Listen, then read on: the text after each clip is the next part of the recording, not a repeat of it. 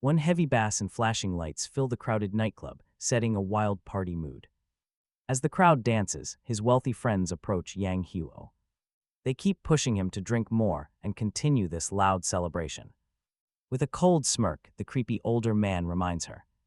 He brings up her beaten friend, but she quickly dismisses it. She denies it completely, right after sweet words flow. The flirtatious girl starts comparing her old suitor to powerful Yang Huo.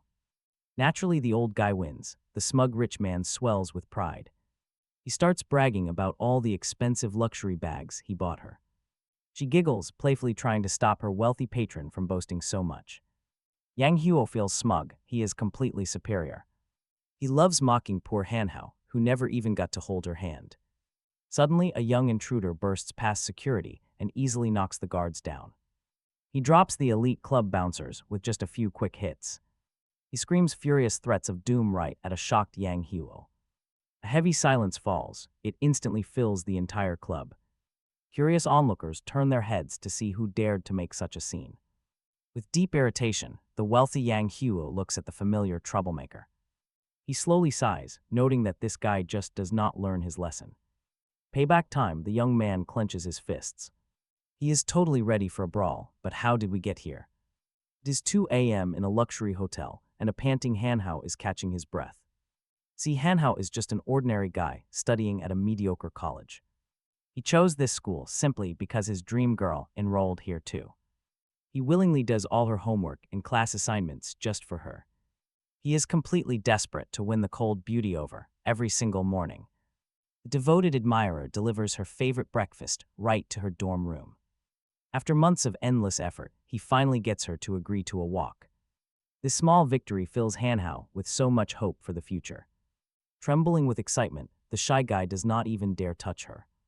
He worships her, but she coldly denies him everything. When he timidly tries to reach out, she instantly pulls her hand away. The snobby girl demands that he keep his distance from her. She strictly warns him to keep his hands to himself from now on. Devastated, Hanhao bitterly walks away into the night. But he still plans to save up for her upcoming birthday. He wants to buy her a luxury designer bag, hoping it wins her heart. While working his shift, the young man suddenly hears a familiar voice. He overhears his beloved flirting playfully with another man. She is teasingly complaining that Yang Huo is moving too fast. He doubts it simply cannot be true. But then a terrible sight unfolds right before his eyes. He sees his beloved cozying up to a hideous, wealthy older man. Hearing them talk about their secret relationship cuts Hanhao straight to the core. He watches the old man shamelessly touch the girl he loved so deeply. Seeing those intrusive advances made the young man's blood boil with rage. At first, the love-struck admirer did not even recognize his precious girl, but the sudden realization sent a massive shockwave straight through him. Fueled by instant anger, the student barged right into the hotel room, demanding answers for the scandalous scene playing out. Between Jungzaya and that wealthy stranger, the girl looked absolutely startled and annoyed, demanding to know why this uninvited admirer had to ruin their private moment. Hanhao grabbed the confused girl's hand in sheer panic. He desperately begged her to leave with him immediately. But Jungzaya resisted. Out of nowhere, a brutal kick slammed into his stomach. The enraged Mr. Yang delivered the blow to stop the insolent kid. He was not about to let some nobody steal his beautiful companion away. The impact was so savage that Hanhao flew backward, crashing hard against the solid wall. With a heavy thud, the winded boy slid down onto the cold floor, completely unable to fight back against his attacker. Looming over him, the powerful man showed no mercy. Mr. Yang casually placed his shoe right on the kid's face, treating him like a puppy. The wealthy man arrogantly demanded to know why he was here, warning him of severe consequences. But Hanhao stood his ground. He boldly declared his love. He spat the question right back at his wealthy, older rival, calling him a pathetic old man. Meanwhile, the rich man turned to Jungzaya. He demanded she make her true feelings crystal clear. Without a moment of hesitation, the girl swore her complete loyalty to Mr. Yang. This savage betrayal crushed the young student's hopes and dreams entirely into dust. Hearing those freezing words from her lips, Hanhao could barely process the nightmare. It was a living nightmare. Hanhao had to watch a sickening scene where his smug rival touched his ex-girlfriend and offered him a drink, completely ignoring him. Pure loneliness washed over the abandoned young man, left all by himself with his broken heart in a cold, empty hotel corridor, clenching his fists in rage. The young man realized how utterly powerless he was against his rival's massive wealth and influence. Unable to hold back his emotions, the college student burst into tears like a schoolboy, facing the brutal, unfair reality of heartbreak for the very first time. Right then, the scorned lover swore to get his revenge, calling the betraying couple freaks who deserved to pay for all his pain. Once his work shift finally ended, the miserable young man slowly wandered home, dragging his feet from the sheer exhaustion and misery weighing him down. Tormented thoughts about how unfair the world was filled Hanhao's troubled mind, crushing his spirit even more. Then, a sudden torrent of water from above, like someone dumped a bucket on him, completed his absolute disaster of a day. Some woman's shrill yelling about "watch where you are going" and blind nightwalks only made the drenched, miserable guy feel even worse. Suddenly, an elderly man's voice called out from behind him, politely noting his miserable, soaked condition. The stranger offered to cleanse his terrible karma for just 100 wen, claiming he was a certified expert in bringing good luck. But to the drenched student, the old man just looked like a beggar who had picked the absolute worst possible moment to ask a depressed guy for cash. Admitting he only had 10 yuan, the embarrassed student did not expect a positive reaction to his sad financial situation. Instead, an massive discount was offered by a creepy old man, taking his remaining money with a weird smile on his wrinkly face. A cold chill shot through Hanhao's body as the strangely smiling elder placed his hand on the clueless boy's neck. Strange veins with a glowing yellow light began to appear across his neck, signaling the start of some massive physical changes.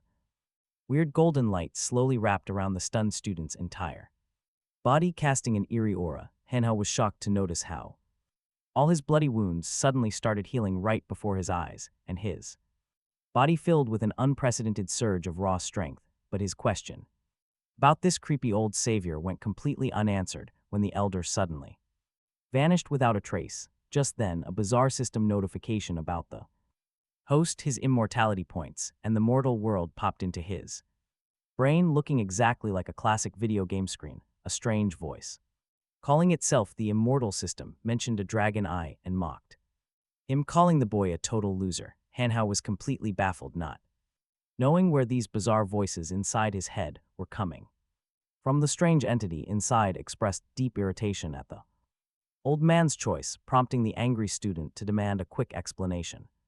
But this creepy voice inside his head only got more arrogant, bragging about its greatness and reminding Hanhao of his weak human nature. The boy immediately assumed this had to be some kind of elaborate prank.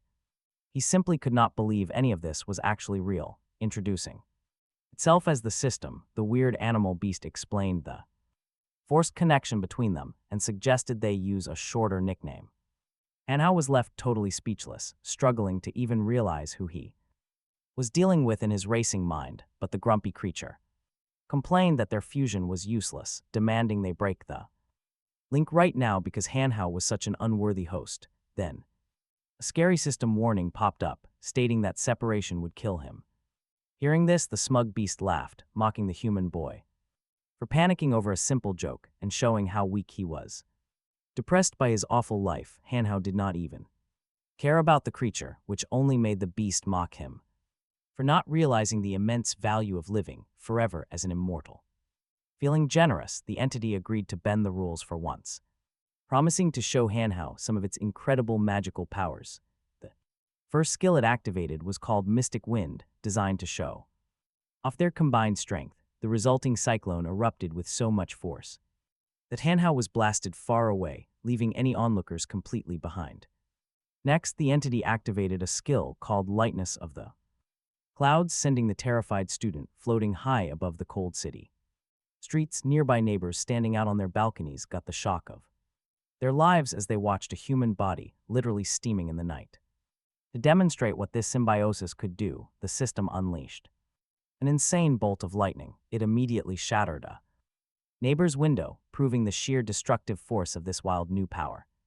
But before he could process his flight, the young man was dropped gently back down onto the solid ground. It felt so unreal that Hanhao honestly thought he was dreaming or just hallucinating everything. Then, the proud system asked him what he thought of the little show, but our guy was just standing there in absolute shock. The system shrugged off his disbelief, reminding him that this flash of power was only the beginning. To unlock the real magic, he would have to train hard. Hearing this, Hanhao felt a burning desire to get payback on Mr. Yang and his cheating ex-girlfriend. He needed sweet revenge. But the entity just snorted in disgust, calling him a total loser who could not even get revenge on his own. To help him out, the system gave him a beginner pack with a mission to crush Mr. Yang and force him to kneel to earn the key to immortality. And what was his starter weapon? A pair of pink rabbit ears. That would boost his speed and power. Our guy immediately lost his mind, refusing to wear a ridiculous girly headband and look like a total clown. But the Immortal System quickly brought him back to reality, reminding him of how deeply he had been humiliated. It was time to use any tool he had. Hearing that, Hanhao locked in. He needed to prove those abusers wrong and show them exactly what he was truly capable of. He walked right back into that club, ready to settle the score. The arrogant Mr. Yang was still hanging out there, completely off guard and not expecting his broke rival to walk back in with such confidence. He immediately started mocking him, but Hanhao snapped right back, yelling at him to shut up. He did not even bother hiding his pure disgust for the rich punk. Mr. Yang just smirked, boasting that he would surrender if Hanhao could even touch a hair. On his head tonight, his burly bodyguards stepped forward right away, ready to thrash this annoying kid and protect their smug boss. But Hanhao raised a hand, stopping the guards in their tracks. He asked for just 1 second before the beatdown started. Everyone watched in confusion as he pulled out the silly pink headband, clearly getting ready for something. Slowly and carefully, Hanhao slid the ridiculous rabbit ears onto his head with complete focus. It took everything in him to overcome the sheer embarrassment of wearing such a stupid accessory. The crowd instantly erupted in laughter, with Mr. Yang making nasty jokes about his weird fashion choices. But right then, the system kicked off a dramatic countdown, warning its host to get ready for action. To the onlookers in the club, he just looked like some crazy pervert with absolutely no idea of the insane power sleeping inside those ears. Brutal insults flew from all directions, but it only made Hanhao more determined to shut them up. Completely wrong in their judgment, even his ex could not understand the bizarre actions of her former admirer, writing it off as simple stupidity. Pure stupidity. But as the countdown hit 0, a newly transformed Hanhao lunged straight at his attackers, moving with incredibly fast speed. Shock froze the bodyguards' faces, facing a supernatural opponent for the first time. With incredible agility, the young man practically walked right through them, leaving 0 time for any defense. Reaction in just seconds, the professional guards had their faces turned into a bloody mess by his incredibly precise and rapid blows. Before they could even fight back, the heavy guards dropped to their knees before their suddenly empowered opponent. Fear gripped Mr. Yang as he watched the completely unexpected defeat of his men.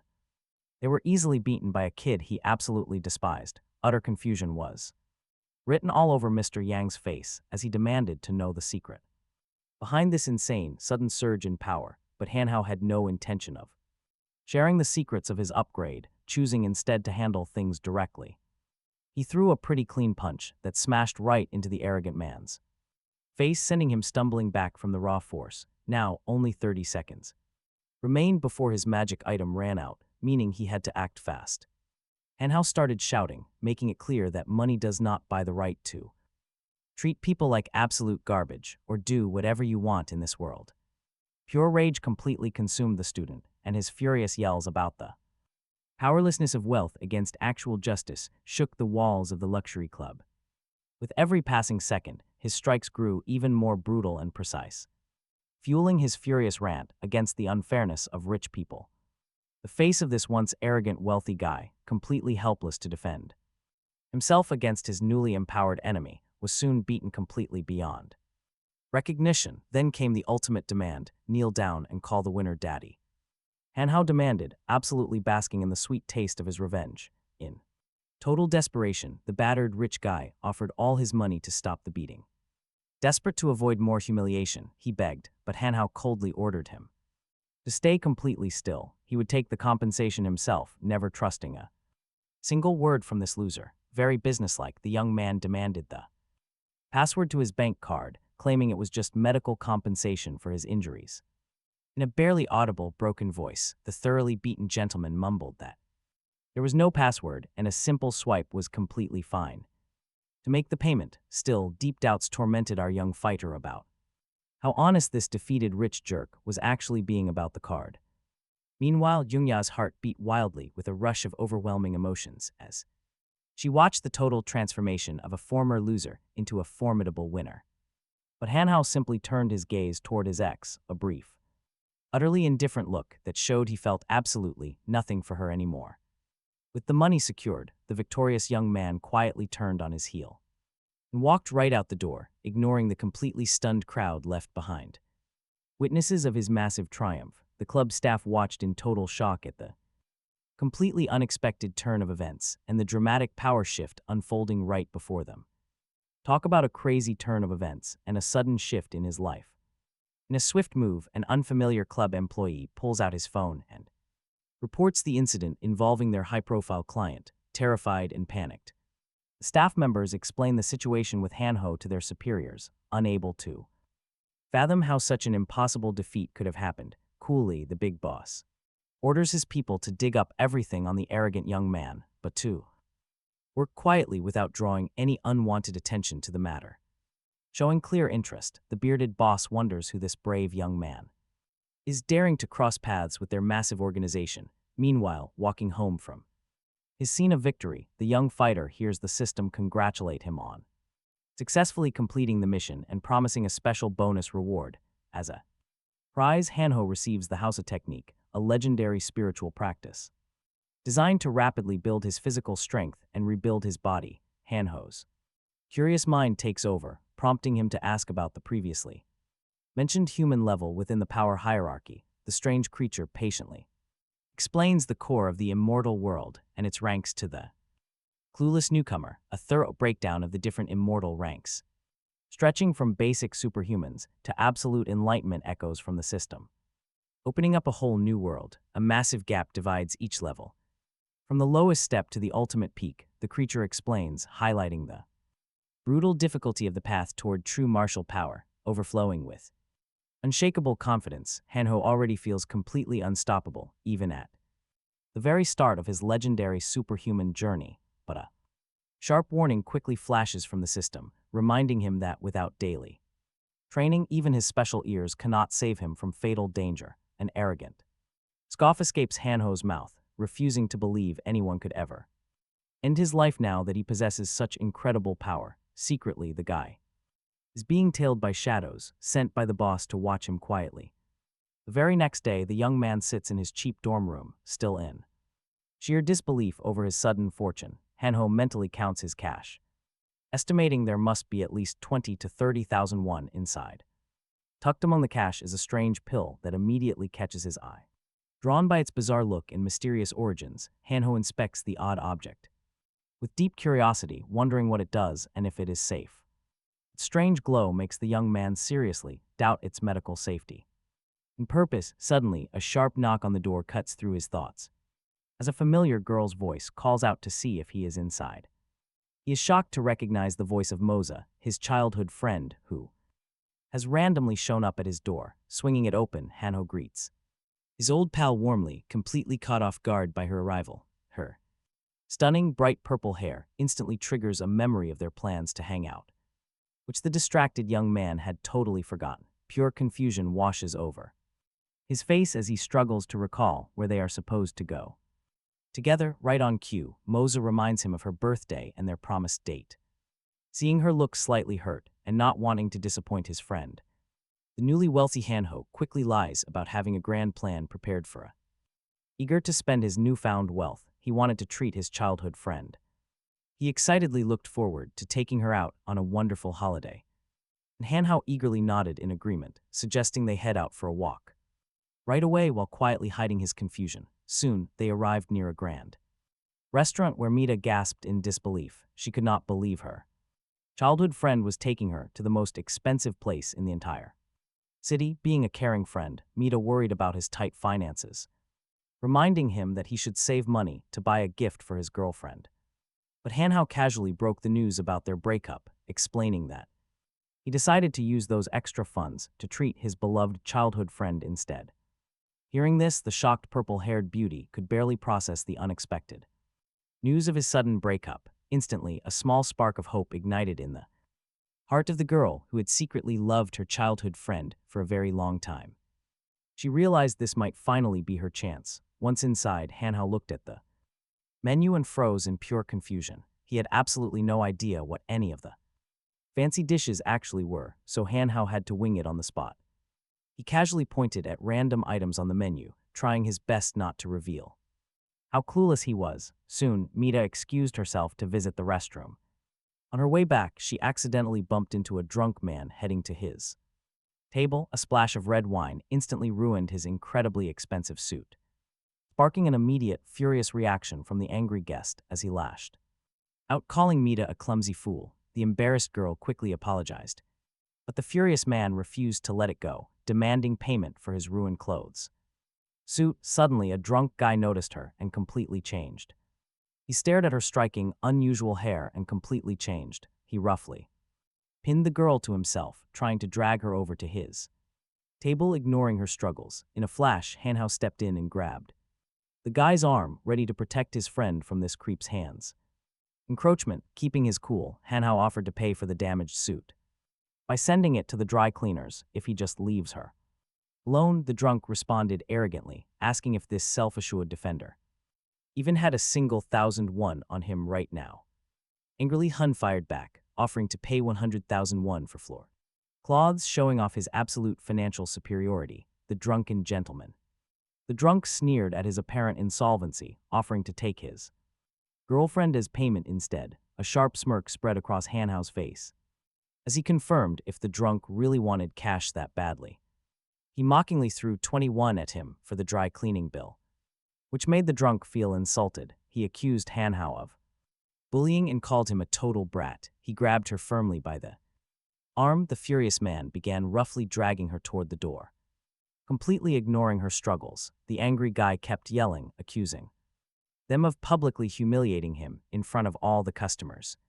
Standing firm, Hanhao demanded he release his friend immediately, warning him of the unavoidable, painful consequences. The rich abuser's bodyguards rise from their seats, ready to jump in.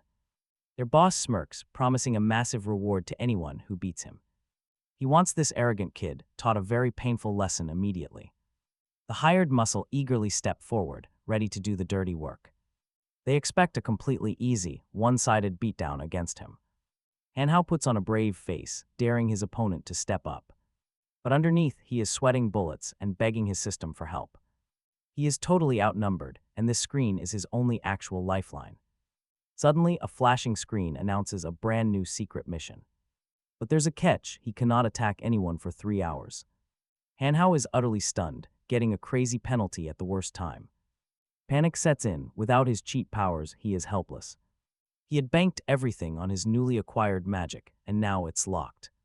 Meanwhile, the smug rich guy barks out the final attack order. He feels completely untouchable, standing behind his wall of men.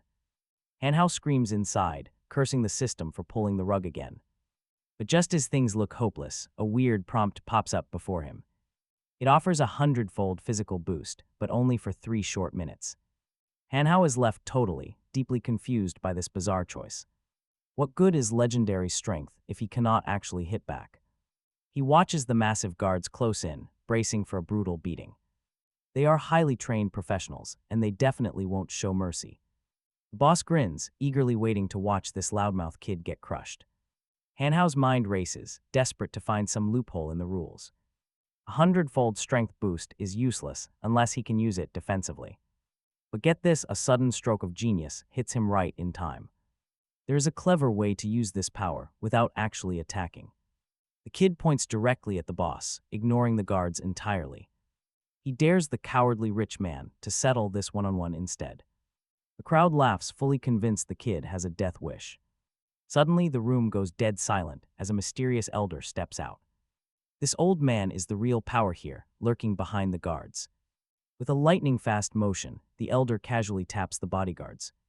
They collapse to the floor instantly, completely paralyzed by his touch. Hanhao's jaw drops. He can't even believe what he's seeing. He stares in absolute awe at the terrifying strength of this newcomer. Taking down top-tier guards with a mere tap is just legendary-level power. But Hanhao's sharp mind immediately spots a massive golden opportunity. With the muscle out of the way, the tables have completely turned. The rich brat screams, furious that his easy victory was ruined.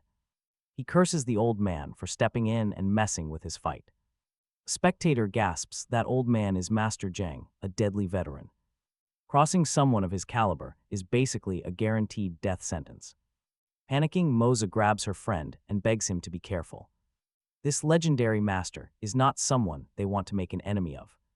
Unrivaled power, that was his boast. No one could survive his fist. Meanwhile, Hanhao openly pitied the elderly master with a mocking smirk. He even offered him 20 yuan, just enough for a quick cab ride. In his mind, the boy silently hoped he had not completely miscalculated. He just wanted to reach the bank, but the furious master charged. The old man was determined to teach this arrogant kid a lesson. A heavy fist surged forward. It was packed with concentrated energy. Seeing the strike coming, Hanhao braced for impact. He squeezed his eyes shut and covered his face, fearing the worst. An inevitable, brutal clash was coming. There was no escape. Then a sickening crunch. The direct hit smashed into the boy. You will not believe what happens next. Instead of Hanhao collapsing, horrific bone-cracking sounds actually came from the overconfident master's own hand. Total shock, the proud master had punched an absolutely indestructible wall. A blood-curdling shriek ripped from his chest. Agonizing pain took over. The recoil was insane. It blasted the old man backward. He flew several meters away and crashed hard on his back. Hanhao stared in shock. He barely believed he survived that blow. Unbelievable. Then, a sudden wave of realization washed over the boy. This upgrade did not just boost his attack, it maximized his defense. Passively dealing damage, it triggers whenever anyone tries to strike him. He muttered aloud, finally understanding that his skill reflects all damage. With tears in her eyes, Moza rushed straight to his side. She was terrified. Hanhao just grinned. He confidently turned back to his terrified opponent. He casually offered the young master a taste of his technique. Immediate change. The snobbish Hanha instantly lost all pride and panicked. He frantically begged for forgiveness and admitted guilt over the wine. But Hanhao coldly reminded Hanha of his recent threats and insults. No mercy. There was no way he was letting this bully escape. Overwhelmed with sheer terror, the guy literally wet his pants right there.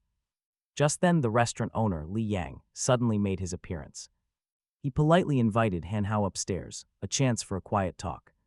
But the cautious teen declined, keeping his current penalty in mind. No more fights, he had an attack ban and wanted no trouble. Claiming he was too busy, he promised to return another time. He wanted to return later, but as Hanhao turned to leave, several imposing security guards immediately stepped up to block his exit. No way out, they had no intention of letting him leave. Hanhao warned them, reminding them of what just happened to their master. From behind, Li Yang spoke up with a firm, polite warning.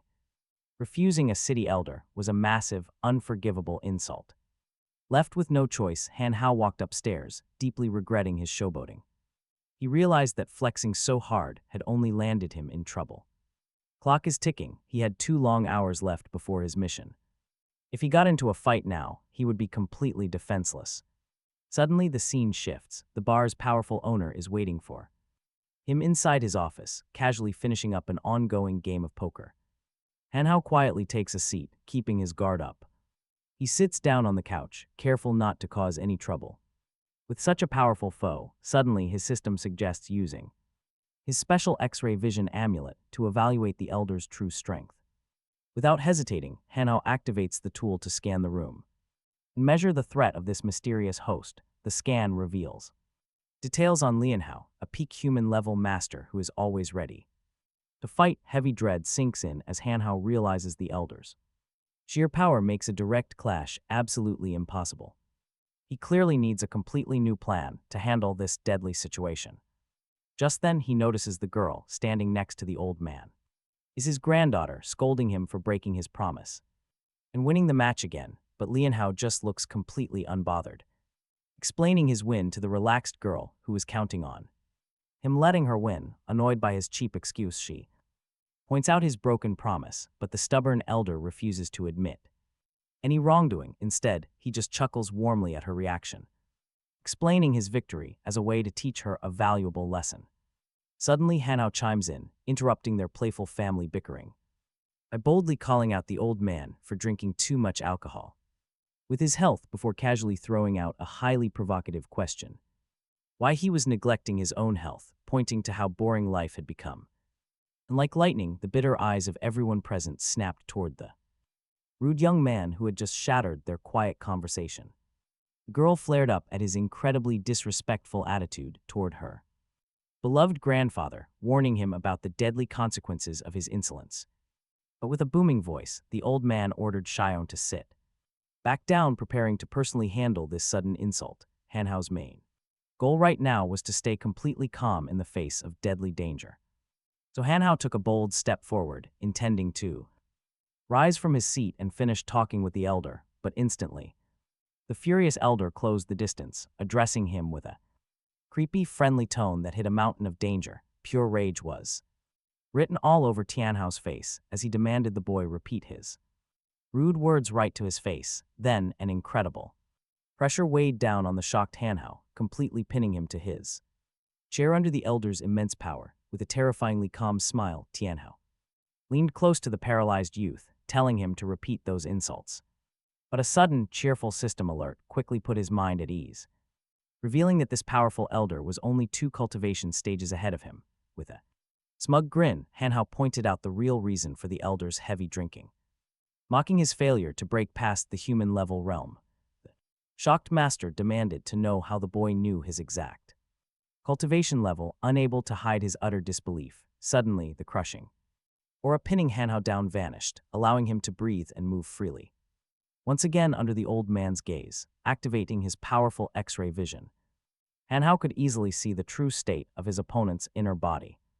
To shock the old man even further, he casually brought up the nagging chest pain the elder suffered whenever it rained, which blocked his cultivation breakthroughs. Now total shock painted the old man's wrinkled face. He simply couldn't fathom how this total stranger knew his most deeply guarded secrets.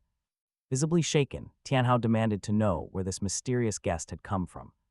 With such intimate details, Hanhao played it cool, giving a vague answer about his own path to immortality and the need to keep his secrets.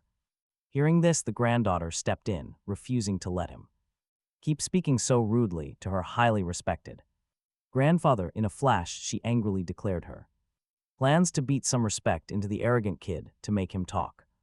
But then Hanhao threw a curveball that stunned everyone boldly, claiming he knew the exact cure for the elder's painful condition. With deep curiosity, the old man asked if the youth was actually ready to explain his terms and share this life-saving treatment. Taking a deep breath, Hanhao got ready to reveal his cards and discuss how to treat this strange illness. Even with his heart racing, he stayed completely composed as he explained his theory about the senior's mysterious illness. Meanwhile, the system chimed in, offering to solve the problem for 15,000 points. He needed immortality points, which he definitely did not have. Without hesitation, this desperate guy agreed to a deal with the system, asking for the crucial information right away. According to the clues he received, Hanhao brought up the elder's stubborn illness, which was completely immune to any simple treatments. To convince them, the young man mentioned a special wound healing orb to solve the problem for 30 coins, though ordinary people could never get it. The clever guy sighed, acting like standard cures were completely useless here. Smoothly steering them toward his own solution, Hanhao repeated almost word for word what the system told him about the orb's power, explaining how it would end the elder's pain. Hearing this, Xion cried out in delight, begging the stranger to lead them to this miraculous medicine to save her beloved grandfather. But the clever youth refused to take them, demanding 3 days to retrieve the orb on his own. After thinking it over, Leo agreed to wait, thanking him for the massive favor. If his words were actually true, the kind old man turned to him, instantly calling him a true friend. After hearing that grand promise, with heartfelt gratitude, the elder wanted to reward the young man for his generous help with his lifelong torment. But according to the old man, Hanhao's surprise visit was mostly to settle that previous restaurant dispute. With a sharp wave of his hand, the boss ordered the culprit from the wine fight to sit down, demanding instant obedience, but the elder's angry shouts blasted the man, who collapsed onto a chair. Without even being asked, Hanhao calmly explains that the rules only apply to him, completely ignoring the terrified Weinstein guy. He then takes a seat, showing respect to the restaurant's owner. Meanwhile, the disgraced troublemakers face completely contorts into ugly sobs as he finally realizes how badly he messed up. Bitingly, the old boss orders the crying man to stand up first. He wants to look him in the eye before delivering the verdict. The culprit's jaw drops when he hears how this mess will be settled. He has to hand over his entire luxury villa to this kid. In exchange for the massive property, Hanhao agrees to play nice. Out of respect, he promises to stop beating the guy up. Naturally, the offender starts screaming objections over losing his prized home. To him, a simple mistake should not cost a whole mansion. Instantly, Lianhao unleashes a crushing, invisible pressure on his subordinate. It makes it crystal clear that this demand is absolutely non-negotiable. Completely broken, the subordinate looks away and slowly nods in agreement. He has no choice but to sign over the massive villa. And just like that, Hanhao is bragging about his massive new villa. He can't believe he just got a mansion for absolutely free. He immediately invites her to come check out his brand new luxury pad. But the sharp Xiong has doubts, suspecting the guy might run. She doesn't entirely buy Hanhao's promise of a miracle cure. But Hanhao just smiles. Nobody can hide from his family's eyes. He is a master who keeps tabs on every single corner of this city. Plus, completing the mission scores him 10 well-deserved immortality points. That puts him one step closer to getting that coveted healing orb. Doing the quick math, Hanhao realizes there is still a catch. He needs 10 more points to secure the orb promised to the elder. The system chimes in to warn him that earning points gets harder. But Hanhao shrugs it off, deciding that is a problem for tomorrow. Right now, he is completely exhausted and just wants some good sleep. After such a crazy day, he finally unlocks his apartment door. Talk about a nightmare, his clean apartment has been absolutely trashed. Panic hits him as he realizes someone must have broken in. His belongings are scattered everywhere, pointing to an obvious robbery. Suddenly, his phone starts buzzing, cutting through his anxious thoughts. He picks it up to find Mozo on the other end, sounding terrified. Hanhao immediately asks her what's wrong and if she is okay. Sobbing, she screams that her entire place has been turned upside down. She is completely terrified, begging him for advice on what to do. Hanhao tries to soothe her, telling her to take deep breaths and stay calm. He promises to come over immediately to handle the situation. He hangs up and rushes out the door to protect his panicked friend. By the next morning, they move into his newly acquired luxury villa. It serves as a perfect safe house, and Moza quickly gets to cooking. She prepares breakfast for her sleepy host, wanting to thank him for his deeply appreciated help. Still yawning sleepily, Hanhao can barely wrap his head around things yet. Slowly waking up inside these highly luxurious surroundings, the young man blinks. He groggily offers a warm morning greeting, asking how his guest slept. They had to make an emergency move last night, after all. The girl sighs, feeling somewhat uneasy about this sudden, massive change. Living in such a high-end mansion feels completely surreal to her. But Hanhao confidently reassures her, saying he has every right to be here. Fears for his girlfriend's safety constantly weigh on his mind. Even if he was not robbed himself, those intruders could easily strike again. Feeling a bit embarrassed, the young man suddenly notices something. He asks why she keeps staring, suddenly self-conscious about his looks. But she quickly shifts the topic, suddenly bringing up their upcoming class reunion. The reminder comes straight from Moit's lips, completely changing the subject. Hanhao shrugs, showing zero interest in going to such an event. Asking Moit directly, he wonders if she plans on attending. As the former class president, her sense of duty will not let her skip it. So the protective young man decides he is going with her. Tagging along is the only way to guarantee her absolute safety. Moit is quietly stunned by how much her childhood friend has changed. Violet-haired beauty cannot stop staring at his newly confident attitude. By the next day, their old classmates gather at the Color Karaoke Bar. They chat about the old days, sharing what they have been up to. Excited compliments immediately shower Chu Shache for her incredible singing. But soon, the attention shifts to Hanhao with some nasty teasing. His classmates mockingly suggest he sing a song about unrequited love. They all remember how much he suffered back in the day. Some notice he is a lot quieter and more modest than before. But one harsh guy scoffs, claiming Hanhao brought all his misery on himself. He insists that Hanhao fully deserves all of his current struggles.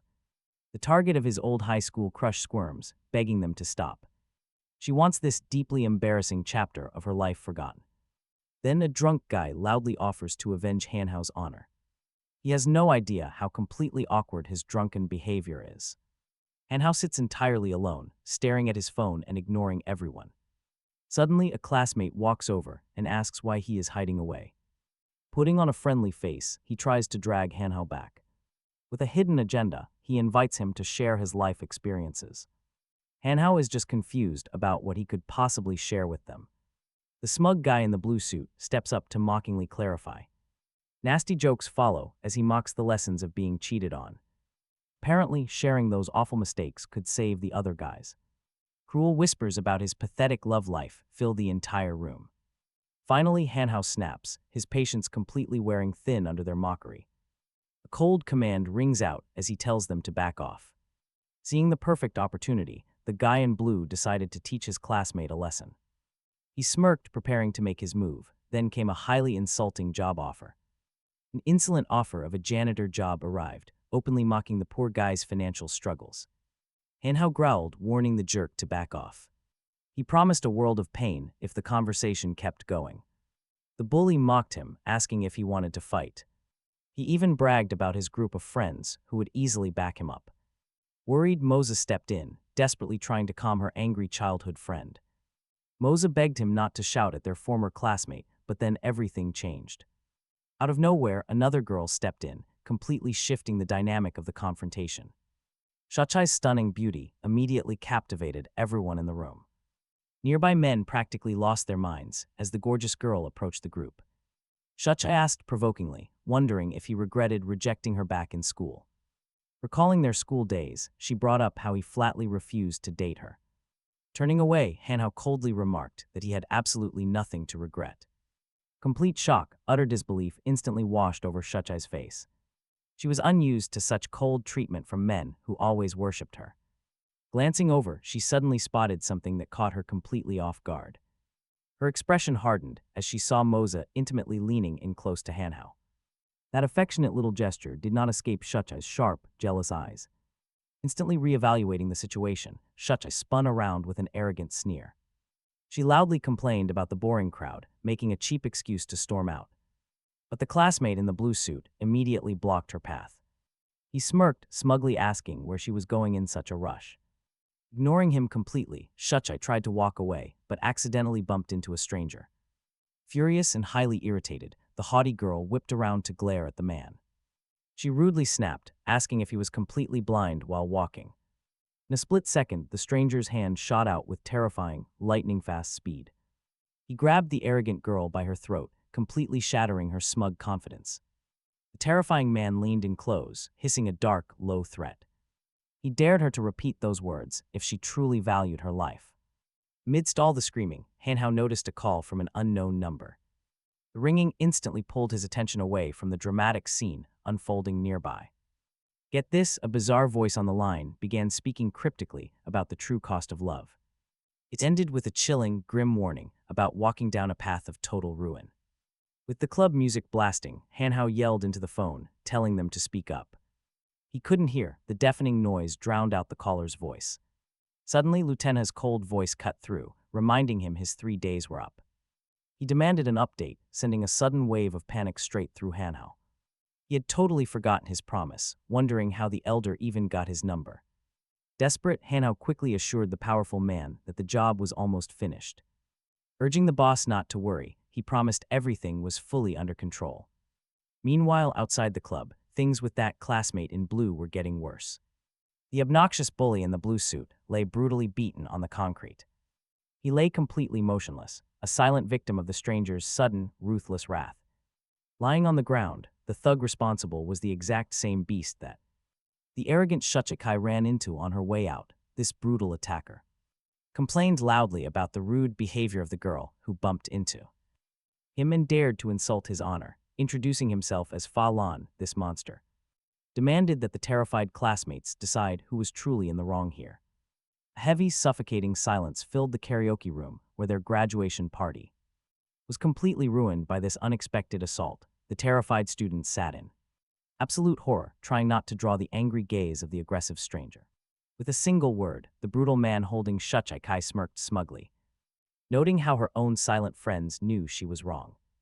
Meanwhile, still talking on his phone to his old master, Hanhao was shocked to learn the elder was actually waiting downstairs. He immediately realized how incredibly complicated this whole situation was becoming. He could already sense major trouble brewing with the impatient master. Suddenly, the towering Fa Lan stepped right up to him, provocatively demanding to know why he was standing there, looking ready to fight. Turning around with a confused look, Hanhao honestly had no idea what was going on behind him, completely clueless about this angry giant. And admitting he was actually startled, in his head, Hanhao compared this imposing beast to some terrifying foreign monster because of his savage aura and pure aggressive energy. This comment only enraged the tall giant further, his face twisting with fury as he demanded to know how Hanhao dared insult him like that. Hanhao finally noticed his classmate trapped in the grip of this violent man, realizing things had gotten incredibly dangerous. Terrified whimpering and frantic whispers echoed from his classmates. Seeing this, the massive brute let his ugly aura flare as he began to roar with unchecked fury, demanding to know what they had called him. In a fit of rage, he bellowed a lethal threat at them, swinging his heavy arm and getting ready to unleash a devastating strike. Fa Lan's massive boot cut through the air with terrifying force, flying straight toward the head of the seemingly frozen Hanhao, Shuchai. Frantic scream broke the silence as the classmates watched the lethal strike. Close in, but the brute gasped in shock as Hanhao vanished from his spot, leaving the devastating kick to smash uselessly through empty, harmless air. Total disbelief washed over Fa Lan, unable to comprehend how the boy could possibly dodge a lightning-fast, heavy blow so effortlessly. Standing casually nearby, Hanhao smirked and promised to return the favor, with absolute supreme confidence that left everyone completely stunned. He casually advised the thug to open his eyes when throwing punches, mocking his pathetic and clumsy combat skills. Then Hanhao struck back. A brutal punch slammed Fa Lan's face straight into the floor, shattering the silence as Hanhao quietly remarked how incredibly ugly his face was. With that final insult delivered, a system notification suddenly flashed before him, confirming his physical strength had skyrocketed far beyond normal human limits. This display of raw power left every classmate watching in absolute shock. Talk about a glow-up, the once weak boy is now an unstoppable beast. Shuchai's jaw hit the floor in complete shock after being freed. She couldn't recognize her quiet, unremarkable classmate in this fierce warrior. Then the old master showed up right on cue, highly impressed. He openly praised the incredible sight, looking at Hanhao with deep interest. Turning to the youth, the elder notes his insane, raw potential. The highly anticipated healing orb is finally placed in the old master's hands. This impatient elder had been dreaming of a miraculous cure for ages. Hanhao cautiously offers to verify the item if the elder has doubts. But the old man instantly rejects any kind of test. To him, doubting the remedy is just a giant waste of time. So without wasting another second, Li Tianhao swallows the glowing orb. He gladly accepts this miracle medicine from the young man. Immediately, a massive surge of internal energy floods through the elder.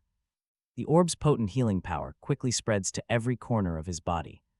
He feels an incredible, airy lightness washing away all his pain. Completely cured, the old master can barely contain his joy. He promises to always back up Hanhao, deeply grateful for his honesty. Meanwhile, a bitter enemy spits out a quiet, venomous promise of revenge. It's the subordinate Phelan, holding a deep grudge against Hanhao. He aggressively barks out threats on behalf of his boss, warning them that this insult will definitely be repaid in blood. Confused, Li Tianhao asks who this arrogant thug really is. How dare he threaten his young friend, prompting a furious outburst. He hates the insulting treatment and those humiliating nicknames. In a fury, the defeated punk spits out his raw anger, calling the elder a half-dead old man while crying about his humiliation. An enraged Phelan swears to destroy everyone standing in this room. He screams his own name to prove he means every word. But when he tries to attack, the old master doesn't look. He doesn't even spare his foolish attacker a single glance. Instead, Li Tianhao effortlessly catches the heavy punch with just 2 fingers, showing an absolutely insane difference in their power. Without even breaking a sweat, he stops the punch like it's a weightless feather. Fei Lun stares in complete disbelief at the miracle unfolding before him. He can't comprehend how this old guy neutralized him so easily. In an icy voice, the elder delivers a chilling message for the aggressor's boss, promising absolute destruction if anyone touches his young friend. With barely concealed fury, Li Tianhao warns him to get lost now. Sensing the cold grip of death, Fei Lun immediately runs away, terrified of what happens if he stays. The master warmly bids farewell, not wanting to spoil the kids' fun, simply telling Hanhao to stay safe and watch out for danger. Hanhao is amazed by how incredibly fast that healing orb worked, secretly wishing he could buy one if he had enough immortality points. Out of nowhere, a familiar face appears right in front of the young man, calling his name. He speaks with unexpected familiarity, starting to confess to his past mistakes. The former bully admits his wrongs, genuinely praising Hanhao's incredible transformation. He even hands over an exclusive diamond card to his family's high-end salon, Ispia. This peace offering is meant to patch things up. He accepts it with pure, open delight. Luxury perks are suddenly open to him, but things get even better. His old classmate invites him to dinner anytime, desperate to clear his guilt. But get this, just as he starts thanking him, things take a wild turn. A sudden kiss from the stunning girl leaves him completely frozen in shock. A guy in a blue suit stands there completely frozen, unable to process what is happening. Nobody expected such a sudden, intense display of affection from this untouchable girl. The entire crowd is utterly stunned, watching their old loser get treated like a king. Gasps and shocked whispers echo all over the room. Everyone is gossiping about how insanely fast this relationship is moving forward. Nearby, a bright blush of sheer embarrassment covers Mose's face. She sits in confusion, watching her close friend get kissed by the school beauty. Instantly jumping back, a completely startled Hanhao panics. He loudly demands an explanation for her weird actions. But the gorgeous girl holds her ground, boldly claiming him as her own. She declares him her man and promises she will return for him soon. Totally baffled Hanhao has absolutely no idea how to react to this girl's sudden, fiery passion. Suddenly, a cold notification from the system pops up with a harsh reminder. True power always attracts attention. With a soft chuckle, Hanhao simply laughs off the system's words. He sees right through this cheap attempt to force more training. He is completely satisfied with his current life. Gently, the young man suggests that Mose should head back home now. He uses the late hour as an excuse, but a sharp pain pierces her heart. She realizes he is totally ignoring the subtle signs of affection she just showed. A bitter, heavy feeling settles deep inside the poor girl. This dramatic evening completely ruined what should have been a perfect reunion. Meanwhile, in a luxury office, a mysterious boss gloats over the news. He knows he can easily settle this without ever getting his hands dirty. His bearded subordinate nods, ready to keep watching him closely. They must uncover the true origin of this mysterious young man. Next morning, Mose asks Hanhao what his plans are. She watches him packing his bags, clearly preparing to leave. He calmly explains that he is going to see his mother, telling her not to wait up for dinner tonight. Disappointment hits Mose hard as she looks at the untouched breakfast she prepared. All the work stress and her promises to him weigh heavily on her mind. She stands there in silence, unsure of what to do next. Later, Hanhao arrives at a massive airport with countless terminals. Suddenly, a familiar voice calls out his name from behind. He turns around to see who called, spotting Aunt Shuyu and her daughter, Wang Shikin.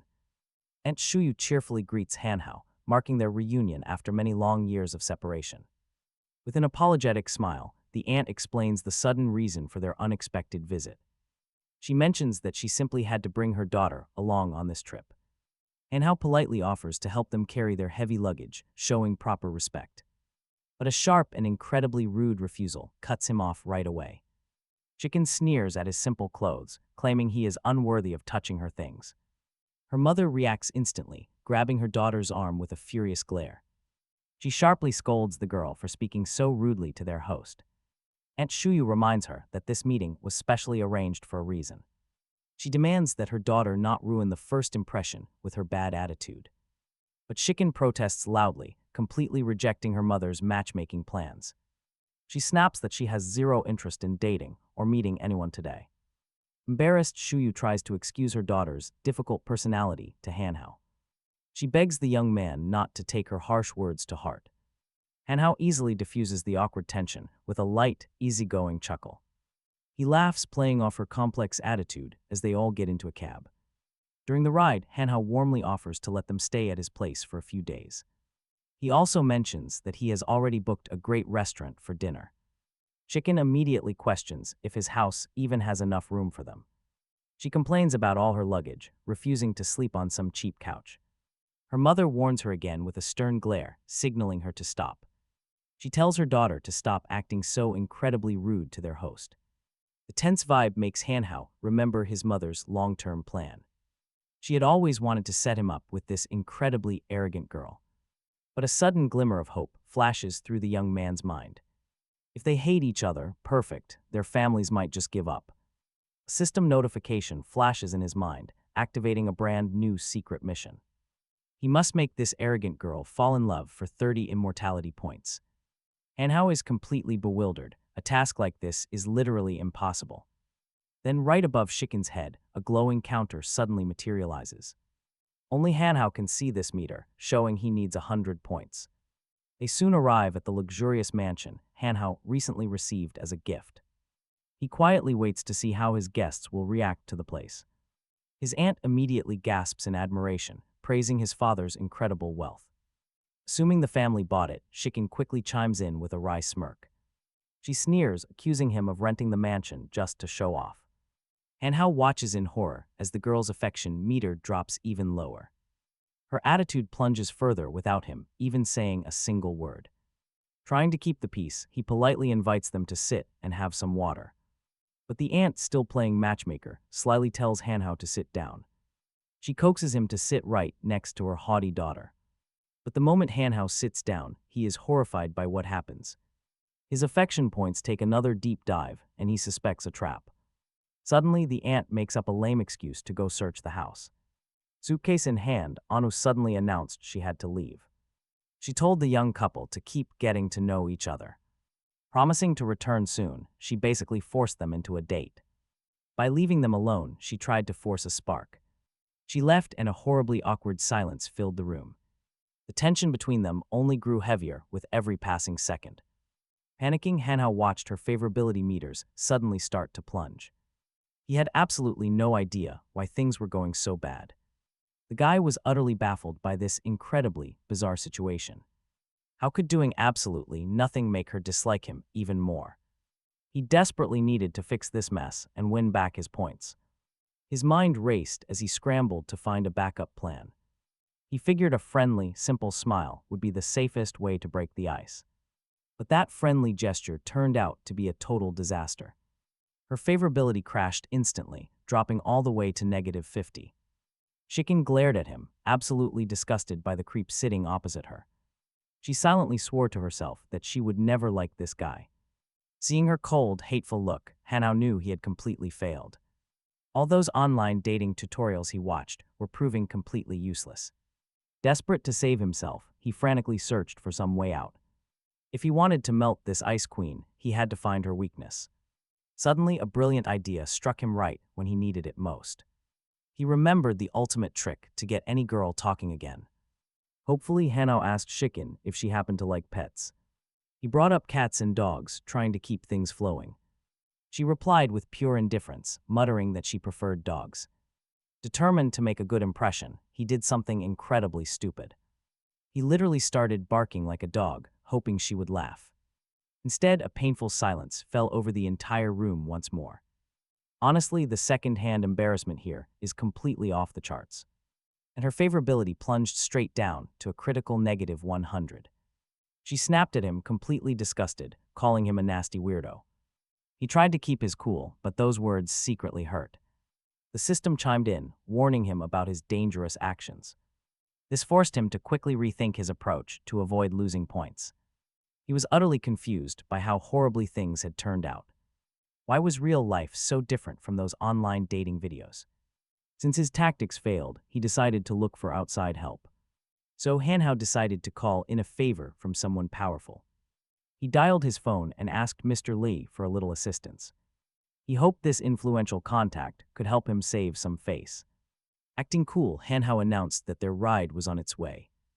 He kept his massive surprise completely hidden until the very end.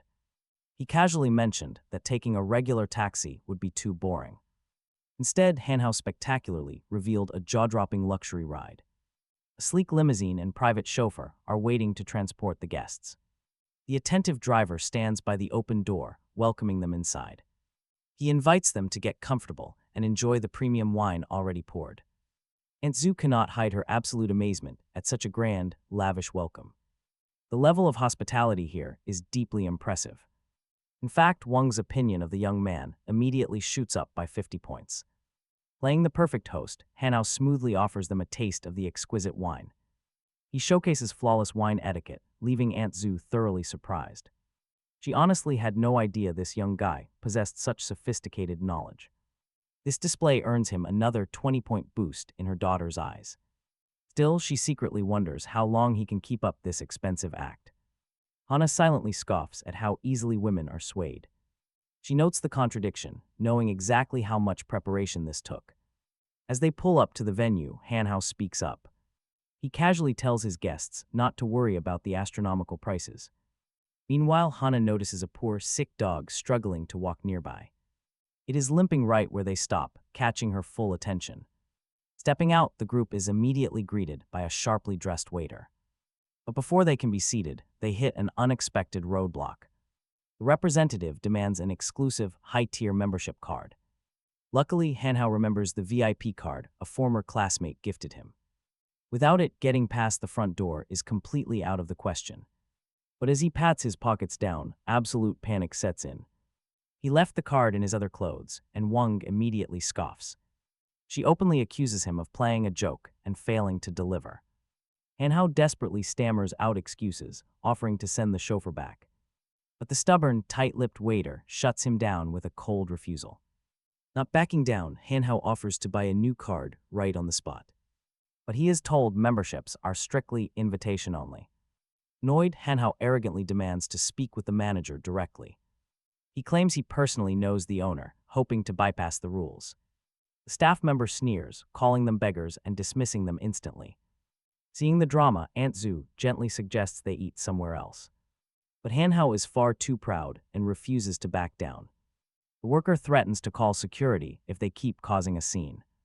He makes it clear that he will not tolerate any more trouble.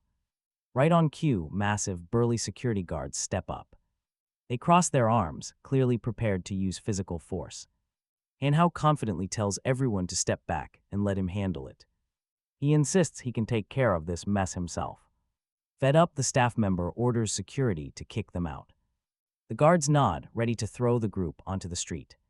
But then the hostile employee spots the poor, sick dog. He sneers at it, calling the helpless animal a filthy mongrel. In a shocking display of cruelty, the heartless man actually kicks the dog. Struggling to move on its hurt paws, Wang stared in absolute shock and horror, not expecting such cruel treatment to a defenseless animal in a high-class place.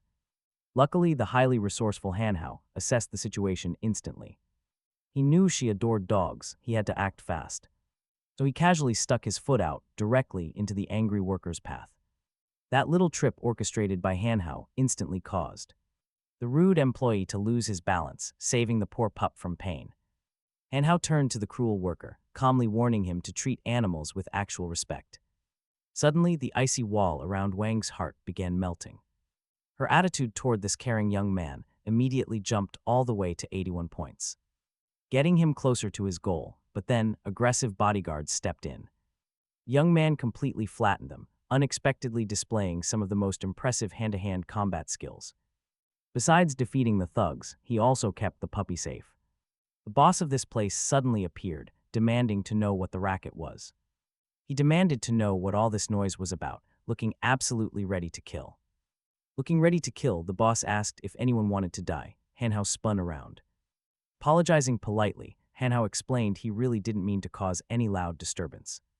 But to the utter shock of everyone present, this powerful boss recognized Hanhao immediately and smiled. The high-class restaurant's owner turned out to be an old classmate of Hanhao. He immediately invited them in for tea. Hanhao politely explained that the restaurant staff was being extremely rude to them. Furious, the owner scolded his negligent staff.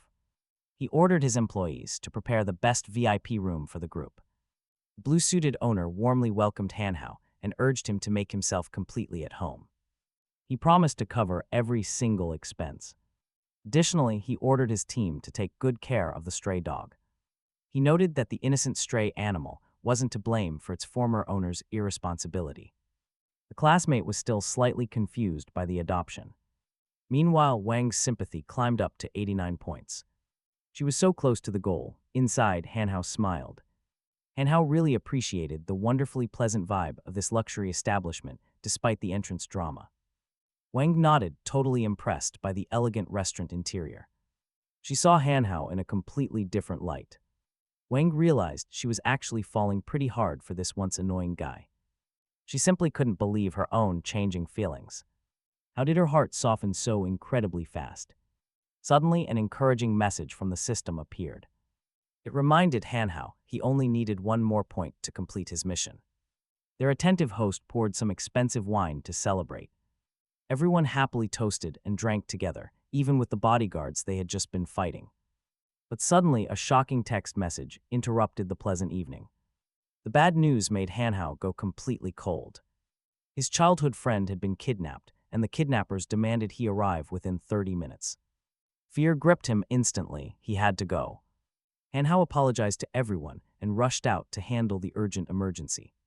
The aunt and daughter are left completely bewildered, utterly confused about why their generous host suddenly vanished. Meanwhile, a worried young man rushes straight through the restaurant doors, wasting no precious moments to explain himself. He sprints directly toward the nearby dark hangar from the text message, where his girlfriend is supposedly being held hostage. Stepping into the pitch-black space, Hanhao immediately scans the shadowy area. His voice suddenly echoes through the empty hangar as the young man desperately calls out for his friend Moza, praying for a response.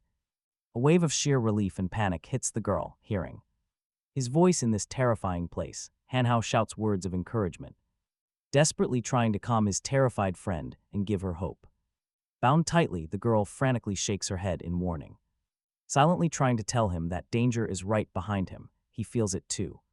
A hostile presence looming closely, his muscles tensing up for an immediate attack. Out of nowhere, a masked figure lunges with a sharp knife, aiming straight for Hanhao's back. But the moment he spots the face, Hanhao mockingly calls him a cheap coward.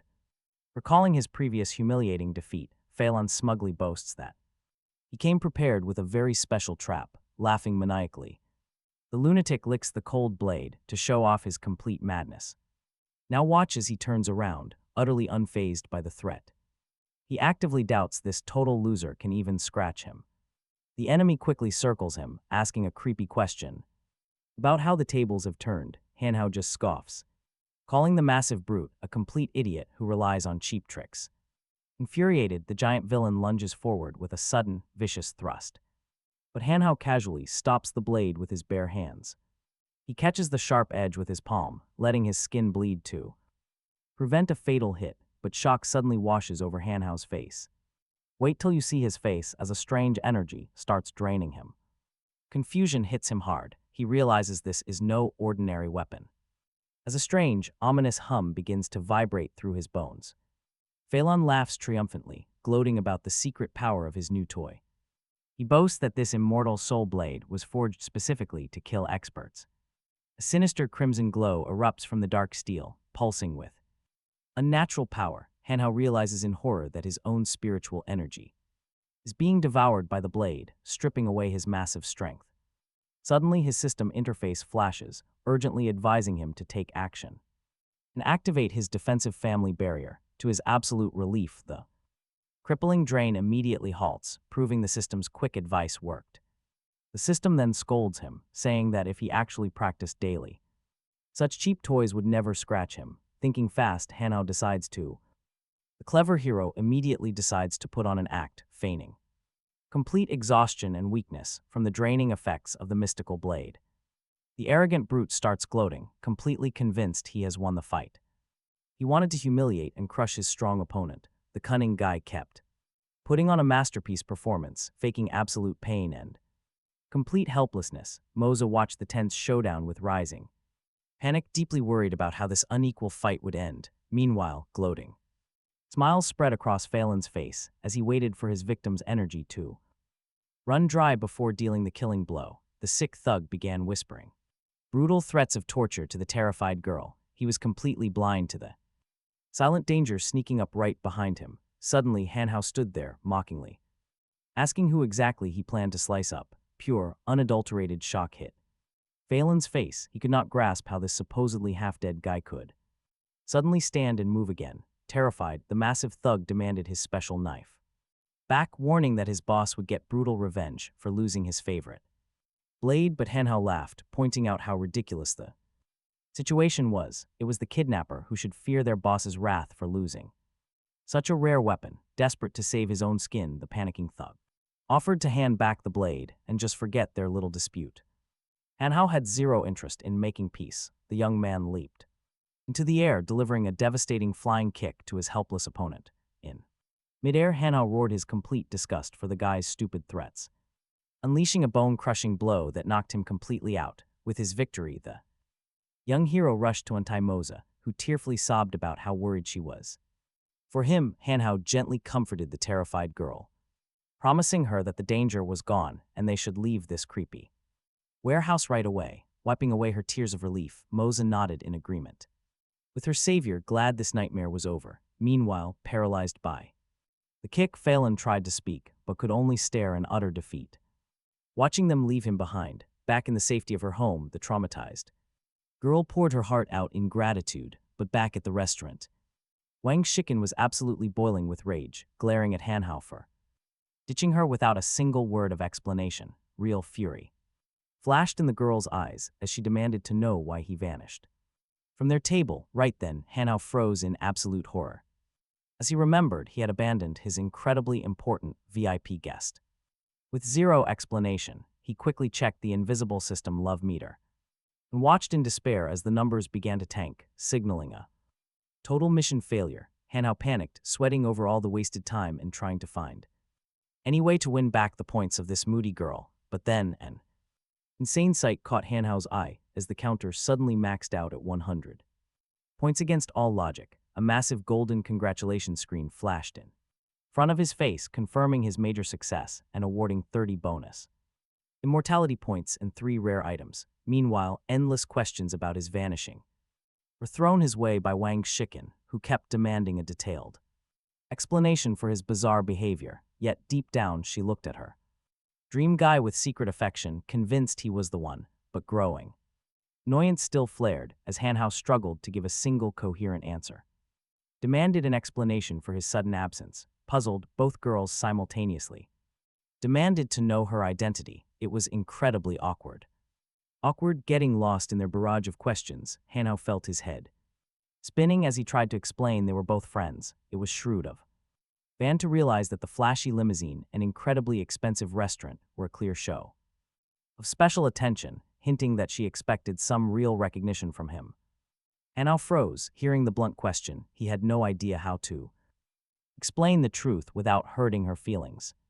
Companion, Auntie's timely arrival diffused the tense situation. When she interrupted, she asked about the return of the suddenly vanished master. Diplomatically, the lad explained his hospitality by citing her mother's friendship, cleverly sidestepping the slippery subject of personal preferences. Van reacted in anger, hating such a cold and formal explanation for the special treatment. Anu then asked with deep, motherly concern why her daughter reacted so violently to a harmless explanation. The clever young man sighed to himself in relief, incredibly happy that a lucky coincidence had temporarily saved him from such a stressful, awkward mess. Later, they arrive at a magnificent business center, bathed in bright sunlight. Reflecting off the glass panels of the modern building, carefully, Hanhao explained that they absolutely needed to buy some new clothes for his purple-haired friend because of her unfortunate accident. Suddenly, Hanhao's sharp eyes spotted an unusual Gathering of people with childlike delight.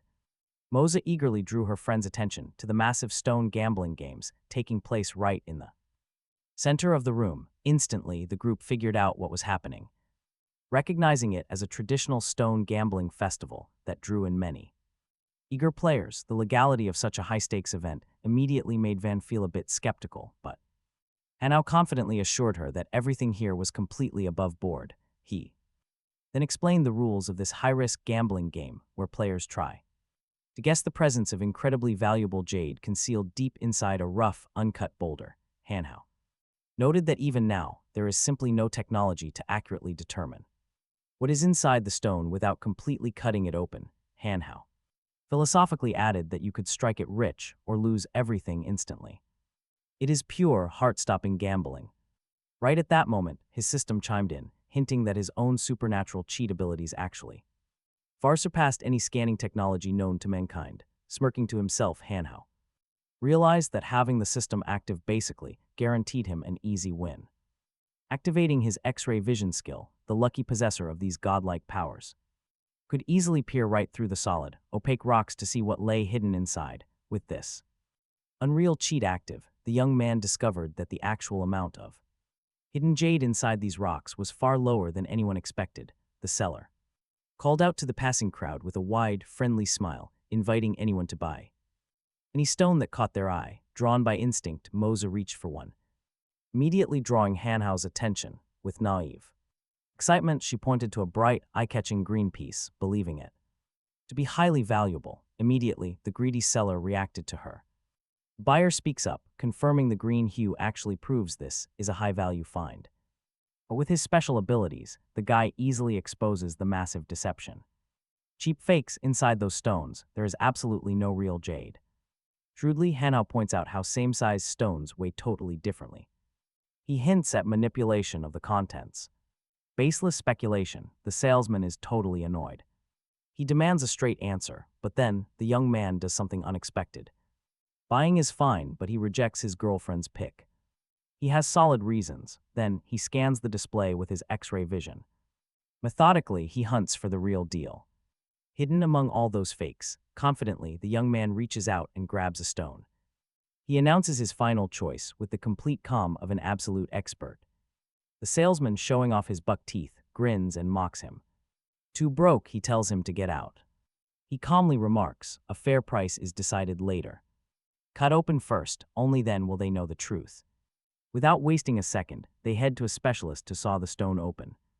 To reveal its secrets, a knowing smile plays on his lips. A plain rock, but he knows the treasure inside. And get this, shocked gasps and wild cheers instantly fill the room. Premium jade, it is a high-grade piece worth a fortune. Moza is amazed by his luck. She is genuinely thrilled for him. Suddenly, a chubby guy, he steps in with an offer. $200,000. Hanhao is completely caught off guard. He has no idea of the real value, but another bidder suddenly cuts in. He cuts in, shouting this stone is worth much more. 500,000. The chubby gentleman instantly agrees to the sum. A complete lie, he claims he wanted to offer that first. With the transaction complete, Hanhao politely smiles and thanks him. A fair price. Just then, a young gentleman speaks up. He praises his bravery for taking a risk on that dealer. Despite his bad reputation, Hanhao just smiles and keeps it modest. Pure luck, modestly, he plays it off as simple intuition. Without revealing his secret cheat, the man suggests. Try again, he points out several other promising stones nearby. Hanhao politely declines. He wants to make his own choice. His own prize, he keeps searching for his next buy. Scanning the shelves carefully, he realizes the gentleman was actually right. Real treasures, valuable hidden specimens, are actually waiting right here. Suddenly, his eyes lock onto a very specific rock that stands out. It stands out. Instantly, he uses his special vision. Peering inside, he determines it is worth a fortune. Easily $2 million, the young man politely calls over the pretty saleswoman, telling her he wants to purchase that specific, attractive stone. But suddenly the same gentleman steps in, calling her his friend. He offers to slice his new stone first, a smug smile lighting up. Hanhao is already calculating a sweet $2 million profit in his head. Once the stone is sliced, the shocked crowd erupts into wild murmurs. Everyone is eagerly trying to figure out the exact value of this treasure. Excited buyers immediately start bidding back and forth for the find. One guy quickly bids 2,300,000. Without any hesitation, the happy seller agrees to take the cash. But then comes a wild twist that leaves everyone in shock. Another man suddenly claims ownership, saying he actually owns the jade and has the right to sell. This gets Hanhao furious, and he demands a clear explanation right now. Why did this guy claim the stone, yet run straight to the sawyer without paying a dime? Hanhao easily sees through this incredibly cheap and dirty scam. If the stone was empty, Hanhao pays, but if it is valuable, this fake owner pops up. He calls the guy out for having absolutely zero shame. How could someone be so incredibly low to pull a trick like this? The shameless scammer just plays dumb and quickly changes the subject. He claims he needs to rush to the auction, leaving them behind. The crowd bursts into brutal laughter, enjoying the drama. Everyone starts mocking the absolute idiot who just fell for such a basic scam. The tricked young man boils with silent rage, cursing his own stupid mistakes. He got totally played simply because he let his guard down. But Hanhao is not letting this go, planning to get even today. He wants to beat the cheater on his own ground. Just then, the host calls out. The official auction is finally starting, and everyone needs to find their seats. However, an employee informs Hanhao that he must pay a massive entrance fee. He needs a deposit of 2 million yen just to enter the room. Stumped, Hanhao stares at the staff, since he does not have that kind of money. Still, he confidently tells his worried girlfriend that he has a quick plan. He promises her that he will find a way to bypass this annoying obstacle. The employee just scoffs, highly doubting his empty words. How could a broke kid possibly get that much cash in a minute? Meanwhile, the crowd holds its breath as the saw starts cutting another stone. The buyer is sweating with excitement, hoping to hit the ultimate jackpot. But disappointment fills the air when the result is announced. The rock is completely worthless, with absolutely no valuable jade inside. The failed buyer sighs, noting this is his third worthless rock today. He sadly accepts that stone gambling is just not for him. Just then, Hanhao steps up and loudly commands the crowd to clear out.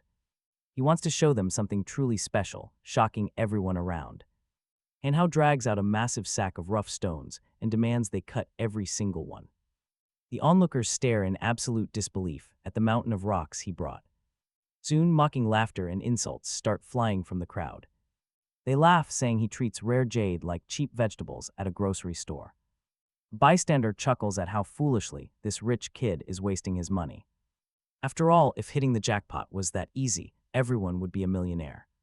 Were it that easy, everyone would be rich, but a huge twist was coming. A layer of high-grade jade was found inside, completely silencing the loud mouth. That was just the beginning. Hanhao struck gold again with his second rock. It revealed absolute treasure inside, shattering any theory of mere coincidence. Now watch, an unbelievable pattern emerged as top-tier jade was uncovered. Every single stone Hanhao selected contained a fortune, leaving onlookers utterly speechless. The crowd whispered in disbelief, wondering who this mysterious young prodigy was. With his unmatched talent for finding stones, Hanhao took the stage. He began selling the freshly cut jade pieces right then and there. Nearby merchants watched with burning envy as he easily pulled in massive profits. He sold it in minutes. They had been struggling for years. Still, eager buyers started shouting out bids, desperate for his rare finds. Smiling, Hanhao calmly told the crowd to form a neat line. He quickly set up a temporary shop, and his bank account started growing. With cash pouring in, Moza could not help but ask the big question. She wanted to know exactly how he picked out those prize rocks. Suddenly, a weird man with a monobrow rushed toward Hanhao. He immediately hailed Hanhao as a grandmaster and begged to be his student. Hanhao tried to dodge the request, begging the guy to let go first. Let go, the overexcited stranger had him in a death grip. Lowering his voice, Hanhao claimed he possessed a unique sensory technique. He started lecturing about the absolute need to feel the inner life force of stones. One must sense the subtle airflows and the secret spiritual energy hidden inside raw minerals. Then he stopped right in the middle of his grand speech. He whispered that finding inner peace is vital to sensing these cosmic flows. The clever boy chuckled, wrapping up his ridiculous fake explanation. He warned them that this supreme secret was strictly classified. Moza quickly dragged him back to reality, bringing up their main task. She asked why they strayed from their plan to visit the auction. Hanhao gave a playful reply, claiming this was already part of his design. Moza stood there totally confused as they entered a fancy boutique. The generous Hanhao told his companion to pick out any outfit she liked. Moza reluctantly agreed, taking a few select pieces into the fitting room. A moment later, she stepped out wearing a gorgeous new outfit that fit her perfectly. Seriously, his mouth literally dropped open when she stepped out. The transformation of his childhood friend was absolutely breathtaking. This elegant dress hugged her curves, emphasizing her hidden beauty. She was gorgeous. Hanhao stood completely frozen in place. He showered Moza with compliments, demanding to buy it for her. Stunned, seeing Moza like this made him feel incredibly flustered. A wave of shame hit him for never noticing her beauty. Clearly, the silly childhood friend he knew had grown up. She had quietly blossomed into an incredibly charming lady right before his eyes. Being close to someone can blind you to their beauty. But pushing those thoughts aside, Hanhao walked forward with newfound confidence. He approached the worker, ready to pay his bidding deposit. As the event neared its finale, the last two guests slipped inside. They entered as the host announced the final three lots, Hanhao and Moza. The elegant pair announced their return, eager to judge the final lots. They wanted to see if these pieces were worth their massive price tags. The stylish newcomers gracefully took their seats now. Every single eye in the room was locked on them. The host announced Lot 131, starting at 500,000. As bidding began, a man in a white suit approached Master Wu. He got bad feedback about the stone, advising him to ignore it. But then a cheeky young Hanhao stepped in with a provocative question. He mocked the silence, openly questioning the man's actual expertise. With professional ease, Hanhao pointed out a major flaw in the stone. A deep crack and rough texture meant the whole thing could split. Pure shock washed over the arrogant man in the white suit. Stunned by this sudden expertise, the host announced the next lot. Lot 251 was called, starting at 800,000. Muffled whispers of doubt quickly filled the room. Most agreed there was nothing good today except for the final stone. Without warning, Hanhao shocked everyone by raising his hand to bid. He loudly offered 10 million for a very ordinary-looking rock. Mocking whispers filled the room about some fool wasting a fortune. The veteran buyers laughed at him for buying a worthless piece of junk. Once the deal finalized, Hanhao demanded an immediate cut. He wanted to slice it open right in front of everyone. With growing tension, the crowd watched the blade slice the ugly rock. Everyone wondered why he bought that ugly rock. But as it split open, a flawless ice jade gleamed from inside.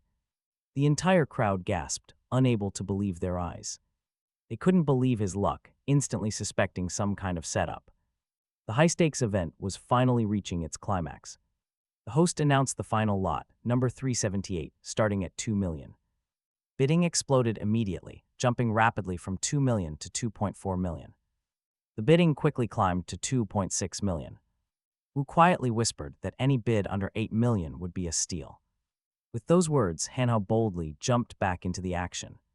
He immediately bid 3.5 million, completely throwing off his rivals. The frustrated man in the white suit sneered at the interruption. He openly doubted Hanhao knew its actual value. But the stubborn youth pushed it to 4.2 million. Suddenly, the presenter stepped forward to issue a formal warning. Their bid had actually exceeded their registered assets. Hanhao froze in absolute shock at the sudden announcement. With his unlimited funds, this made absolutely no sense. Confused, the young man spoke up, demanding to know what happened. He can only keep bidding if he proves he has the assets. Honestly, the kid admits he is a complete rookie, just looking to have some fun with the small amount of cash he brought along. As proof, the young man mentions he owns a house easily valued at over 100 million, offering to verify it. Hanhao gets emotional, declaring he refuses to be humiliated in front of the girl he loves, bragging about his motto of always getting what he wants. Moza is deeply embarrassed by this sudden public confession, hearing herself called his favorite girl in front of the whole crowd. The arrogant bastard wonders about his rival's country roots, trying to figure out the source of his wealth. Meanwhile, the master excitedly reports some crucial news about the young man's incredible talent to accurately pick out raw jade stones. After a quick discussion, the presenter apologizes for the long delay, confirming that Hanhao's bid of over 4 million is valid. With obvious impatience, Hanhao snaps that this is a total waste of time, repeating his life motto, then making a completely shocking move.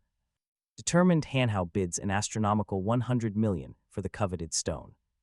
The entire room freezes in a complete daze, stunned by the massive bid. With a voice trembling in pure excitement, the host repeats that unbelievable sum of 100 million, struggling to process what is happening. Suddenly, another bid lands at 100.5 million, driving the room's tension through the roof. Alarmed, the master grabs his student's arm, hissing about how incredibly reckless he is without having the money. Without hesitation, Hanhao realizes this insolent brat is trying to humiliate him, and he firmly decides not to let it happen. Playing his clever bluffing game, the young man calls Hanhao cheapskate and raises the bid to 120 million. With shocking speed, the stakes between these two stubborn rivals begin to skyrocket. Reaching 140 million, defiantly the competitor asks Hanhao what he thinks of the new 150 million bid. Assuming victory, but strategically, the wily kid backs off, smiling at a secret joke, conceding the exorbitant bid. He then smugly reminds the white-suited winner of his proud boast to always get what he wants. Savoring his triumph, Hanhao mockingly acknowledges his opponent's incredible strength, explaining why he had to yield. Meanwhile, the lucky loser deftly coaxes the proud winner to cut the stone open in public to show off his victory. Without a single doubt, the self-assured gentleman readily agrees to cut his new purchase, completely blind to the trap waiting for him. A sudden bad feeling hits the winner, but it is already too late. The trap snaps shut on the gullible victim. Everyone tensely watches the cutting process, waiting for the dramatic climax of this expensive gamble. By the end of it, the spectators' faces are twisted in absolute shock, witnessing a result that almost nobody saw coming. Near the end of this highly dramatic annual auction, the hosts prepare to close the doors, officially ending the event. With feigned regret, Hanhao notes he casually brings up the stone, reminding the lord he has only himself to blame. Seething with pure rage, the sore loser immediately points a finger. This entire ridiculous setup was supposedly planned from day one. Hanhao just plays dumb, acting completely baffled. He asks how anyone could possibly know what lies inside a solid rock. Then, playing the generous winner, Hanhao mockingly offers a little consolation prize. Tossing over a cheap stone, he calls it a day. He calmly points out that keeping this feud going is pointless. Pure strategy. He masks his true intentions behind a friendly smile. With absolute confidence, he reaches out to deliver the final blow. But suddenly, the lord's massive bodyguard swats the stone away. It flies right out of his master's hands, shattering on the ground. Hanhao immediately fakes a heavy sigh, deeply lamenting the tragic loss. He gasps that the stone was worth at least 100 million. With a smirk, he notes how much the lord loves jade. Now his opponent can enjoy staring at those broken shards on the floor. Honestly, you can't help but laugh at this incredibly satisfying payback. The loser paid 360,000 for absolute trash. Pushed past his limit, the humiliated noble screams in absolute fury. Desperate to regain control, he loses all remaining sanity. He pulls out a mysterious pill and swallows it instantly. His white suit flutters as he suddenly lunges forward with murderous intent. Sensing the danger, Moza screams a warning to her friend. She spots the deadly threat coming way before Hanhao even notices. Hanhao spins around, shocked to see a truly terrifying aura. The light-haired attacker strikes with blinding speed, but is instantly blocked. Hanhao barely raises his arms in time to stop the impact. The sheer force behind it shakes Hanhao to his very core. This insane strength is definitely not from an ordinary human. Right on cue, the game system chimes in to explain. That pill boosts life energy, temporarily concentrating all their power. Pure madness burns in the young lord's bloodshot eyes now. He vows to slaughter Hanhao for destroying his pride. Suddenly, Moza bravely steps right between them, demanding answers. Hanhao quickly tries to shield her from the danger. He begs his stubborn friend to get to safety immediately. But the purple-haired beauty completely ignores his frantic warnings. She loudly scolds the attacker for his shameless, deceptive behavior. Stunned by her words, the furious noble suddenly freezes. He has absolutely no comeback for her blunt, honest truth. But looking at her, his anger begins to melt away. His rage melts away into pure admiration as he falls to his knees. The assailant completely loses his senses, captivated by the beautiful stranger. After recovering from the brief clash, Hanhao looks on with absolute shock. He tiredly warns Moza to stay away from this weirdo. Things are getting interesting. The system makes a quick observation. His pill has been cancelled due to a sudden crush. Falling hard for Moza completely flips the young man's entire perspective. The system offers some tactical advice. Use Moza as a human shield. His emotions would freeze him right there, but Hanhao absolutely refuses to risk Moza's safety. Even a tiny scratch is unacceptable. No danger to his girl, he aggressively announces playtime is over. The boy is fully geared up to take down the enemy. Meanwhile, a loud merchant continues to shamelessly hype up his cheap stones. He boasts about their rare quality, getting weirdly philosophical about luck. Test your luck. Meanwhile, he is completely clueless to the looming doom.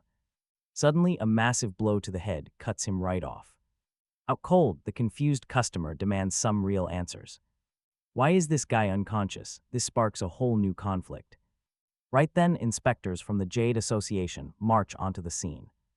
They suspect some massive fraud is going on. Instantly, a victim steps forward. He exposes the entire scam. Those 3 expensive stones are completely empty inside. A funny-looking guy with a unibrow pipes up about his open heart chakra.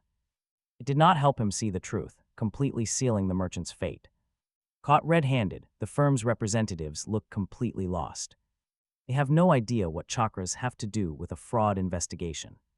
Suddenly, a loud phone call interrupts the bearded boss's shady business. He is warned that their whole stone game is shutting down due to sudden trouble. The urgent report points directly to a young kid named Hanhao as the troublemaker. Ruined, their entire profitable scam is completely done for. The mastermind is in total shock. That young punk did it again. It is absolute chaos. A massive wave of fury washes over Wang Banshan. He is absolutely livid that some random kid dares to ruin his entire business. Meanwhile, Hanhao feels incredibly proud of the harsh lesson he just served up. He successfully exposed every single crook involved in this crooked jade scheme. With a mysterious look, Moza suddenly remembers something. It happened right at the auction, preparing to call him out. She vividly recalls the exact moment Hanhao boldly called her his girlfriend. He said it in front of everyone, but Hanhao just looks totally blank. He clearly has no memory of saying that, asking her what she means. The clueless guy assumes she is just thinking about the rare jade pieces. He thinks she wants to snag the best treasures on their next auction trip. Being practical, he suggests they figure it out the next time they hang out.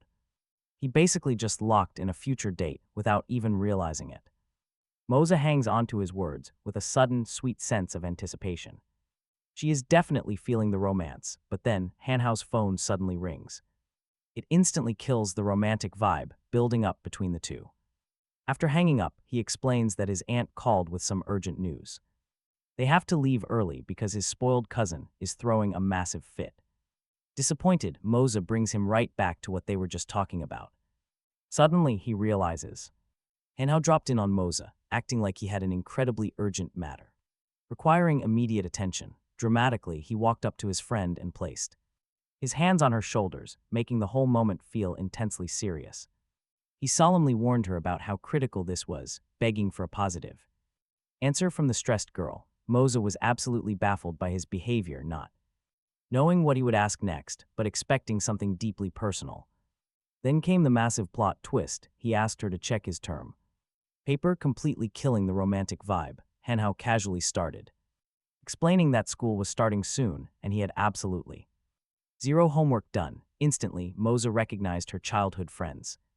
Classic lazy attitude toward his studies, stepping right back into her usual role, she agreed to help him without a second thought. Acting like the responsible older sister she basically had to be. Meanwhile, students crowded outside Chinwei University, getting ready for the very first day of the semester. Oddly enough, Hanhao marched onto campus, holding a bright pink backpack, immediately drawing curious stares. Whispers and shocked giggles followed him all the way down the hallway as everyone mocked his bizarre choice of accessories. Feeling bad, Moza offered to take her bag back, hoping to save him from Further embarrassment, but being a gentleman, the guy proudly refused, insisting it was his absolute duty to help carry her things. Right then, the loud revving of a luxury sports car caught everyone's attention, making the entire crowd turn their heads. Curious, the students strained their eyes to see who owned the expensive ride, expecting someone really big. Just then, an old classmate from their last reunion waved to them, climbing out of the gorgeous vehicle. They laughed together, surprised at how often they kept running into each other by pure coincidence lately. But suddenly, Hanhao's sharp instincts picked up on a threat. He reacted in a split second with his incredible reflexes. Dashing forward, Hanhao violently pulled his old classmate out of harm's way. Suddenly, another sports car roared past them at insane speeds, barely missing the group by a few inches. Instead, it crashed heavily into Xiao Yang's car, leaving a massive dent. The arrogant driver stepped out and mockingly called the damaged ride a trash bucket while casually claiming the parking spot. Furious, Xiao Yang demanded an explanation from this jerk, Yan Bin.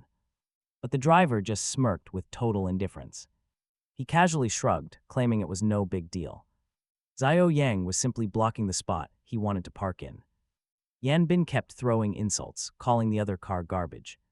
He claimed a cheap ride like that did not belong near his. Enraged, Xiao Yang threatened to punch him right then and there. But Yan Bin just laughed, taunting him for having no real guts. Hanhao could tell that staying out of this was no longer an option. It's not going to end well. Hanhao steps in to calmly face the arrogant bully, pointing right at a pink briefcase trapped under the heavy tire, and asking him to move. The bright little accessory is indeed partially flattened under the wheel of that luxury sports car, complicating things. Yanbin just sneers, telling Hanhao to move the heavy car himself if he wants his junk back so badly. But to everyone's shock, Hanhao just smiles and calmly agrees to the ridiculous offer, catching the wealthy bully completely off guard. Then, without any warning, the student draws back his foot, intending to physically launch the car.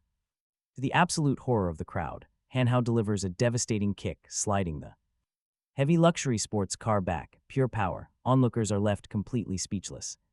He casually reaches down and pulls out his friend's squashed backpack, handing it back to them. Then Hanhao suddenly drops to the ground like he was violently struck, putting on a dramatic show to draw everyone's attention. Around them, Hanhao screams at the top of his lungs about a wealthy bully hurting a poor student, totally flipping the entire situation. Watching the dramatic scene unfold, Xiao Yang instantly grins, realizing exactly what Hanhao is doing. He decides to let him cook with a subtle gesture. Xiao Yang signals the rest of their crew to play along carefully. The friends are completely lost, not knowing if they should step into this chaotic and confusing mess, but Hanhao turns up the drama, screaming at the top of his lungs, accusing the rich kid of crushing his things and assault. Panic sets in for Yanbin as he tries to silence the screaming student, begging him to shut up. Too late, catching on to the play. Hanhao's friends pull out their phones to record every single second, creating a solid pile of evidence for later. They are absolutely thrilled with this brilliant trap, knowing they now have the perfect leverage to destroy this entitled bully legally. Once Yanbin finally realizes he has been walked into a trap, he screams in fury, accusing them of cheap, dirty tricks, manipulation. But Hanhao just smiles, casually pointing out the old rule about howling with the wolves. When you deal with wild beasts, you have to speak their garbage language. Furious, the rich major snaps, boasting about his father's power on the school board and his close ties to the rector, warning them not to cross him. Hanhao just laughs. He has zero fear of some high and mighty school board member. Showing zero fear, like a flash, Hanhao aims a vicious kick right at the arrogant jerk's face to prove he is not playing games. Then, like a businessman, Hanhao demands cash for medical bills and car repairs, threatening to blast the humiliating video all over the campus. Later, the stern chairman of the school board steps up, hoping that this entire mess will serve as a harsh warning to every single student. The packed university council chamber looks exactly like a courtroom, where both sides have gathered to face judgment for the fierce clash. The stony-faced rector stands to announce the harsh punishment for Hanhao, demanding his immediate expulsion for property damage and brutal assault. Desperate to survive, Hanhao stands up, trying to explain the real story. It was completely obvious that Yanbin started the whole conflict. Defiantly, Hanhao demanded to see any actual, concrete proof of this supposed beating, completely refusing to hide his skepticism. Right then, one of the board members noted his close bond with the victim, describing him as a decent, obedient student. Right then, another committee member joined the conversation, questioning how such an honorable young man could do wrong. Board member Yang Tianxing, sporting a goatee, irritably snapped back, pointing out that the victim's hospitalization was plenty of proof. He then roughly cut the boy's speech short as one of the members demanded to know why he stood up without proper permission. Yet Hanhao convincingly explained the sequence, detailing Yan Bin's initial aggression and threats of using board connections, then his trump card. He announced he had video proof, fully ready to show the entire room. Right away, a wave of whispers swept through the watching students, all of them eager to get a copy. The rector sternly declared that Hanhao had violated both the school's discipline and its rules, adding a heavy charge of slander. Desperately trying to defend himself, the student boldly pointed out the deeply biased treatment of a regular poor student compared to the wealthy. A board member harshly warned him of consequences far worse than simple expulsion if he continued this nonsense. Undeterred, Hanhao pressed on. He refused to study under such corrupt leaders. Suddenly, other students backed him up, accusing the rector of abusing his power to harass them. The managers never expected such strong solidarity in defense of the boy. They were stunned into silence, worrying about potential trouble from the angry crowd. The rector began looking for a compromise, but right in the middle of this high tension, a new figure arrived, apologizing for being late. Li Tenhao walked in with absolute dignity, extremely curious about the reasons for the clash and wanting an explanation. The rector humbly invited the powerful guest inside, promising to personally explain the situation. Flustered, the leader began recounting everything amidst the loud noise. He struggled to recount the events over the growing, deafening noise. Meanwhile, Hanhao kept rallying the student body, fully realizing the benefit of their support. Decisively, the administrators quickly cut off the assembly, ending the ceremony and ordering him to stay. Hanhao felt deeply relieved, realizing the situation would turn in his favor. All of this was thanks to some very lucky, unforeseen circumstances. Li Tenhao asked about the boy's identity, calling him a pretty stubborn kid with a smile. Hanhao chuckled warmly at the remark from a familiar elder, instantly breaking the heavy tension. Once inside the rector's private office, the board demanded a stern public apology from him, threatening to frame the entire mess. On his shoulders, they dropped a heavy warning about their massive influence, promising to turn the young man's life into a complete nightmare. Hanhao stood his ground without flinching, declaring that the punishment was completely deserved, meaning he had absolutely no reason to apologize. Then, Yanti Jing stepped up, offering to personally discipline this defiant kid, while hinting at some pretty brutal methods. On the quiet, Hanhao activated his X-ray vision amulet, scanning the arrogant manager to gather crucial information on his background. Analyzing the system data, it became clear why this guy was acting so confident. Turns out, he was a highly trained fighter. Hanhao quickly realized the school administration's real motive, which was finding a cheap excuse to expel Zioang over a hidden business conflict. Hanhao reasoned that since their initial plan had been completely ruined by his sudden interference, they were now desperately looking to settle the score directly with him. From the sidelines, Li Ho silently watched the whole drama unfold without stepping in, closely reading the room. Suddenly, the expected accusations of slander and demands for evidence erupted from Ian's father, trying to save the situation. Playing mind games, Hanhao casually deflected his rants, pointing to his opponent's shocked expression as the ultimate proof, completely losing his cool. The old man barked out a pathetic insult, readying a heavy slap to shut Hanhao up, refusing to tolerate this kind of physical bullying. Hanhao decided to teach him a lesson using his special abilities. Still, he kept it simple, effortlessly catching the raging man's incoming strike with just his hand. Then he mockingly asked why the attack felt so incredibly weak, joking about whether his attacker had even eaten breakfast this morning. Pure shock hit the man when he realized his heavy punch had absolutely zero effect on the kid. Seizing the opening, Hanhao immediately went on the offensive, grabbing young Tenning's arm to showcase his own physical dominance. With a smooth, practiced motion, Hanhao twisted his opponent's arm back pinning him in a deeply painful, embarrassing lock, pretending to feel bad. He offered a fake apology, hoping his opponent's uncle would be fine after that brutal hold. Seething in helpless anger, the man cursed him out, promising to break him in half very soon.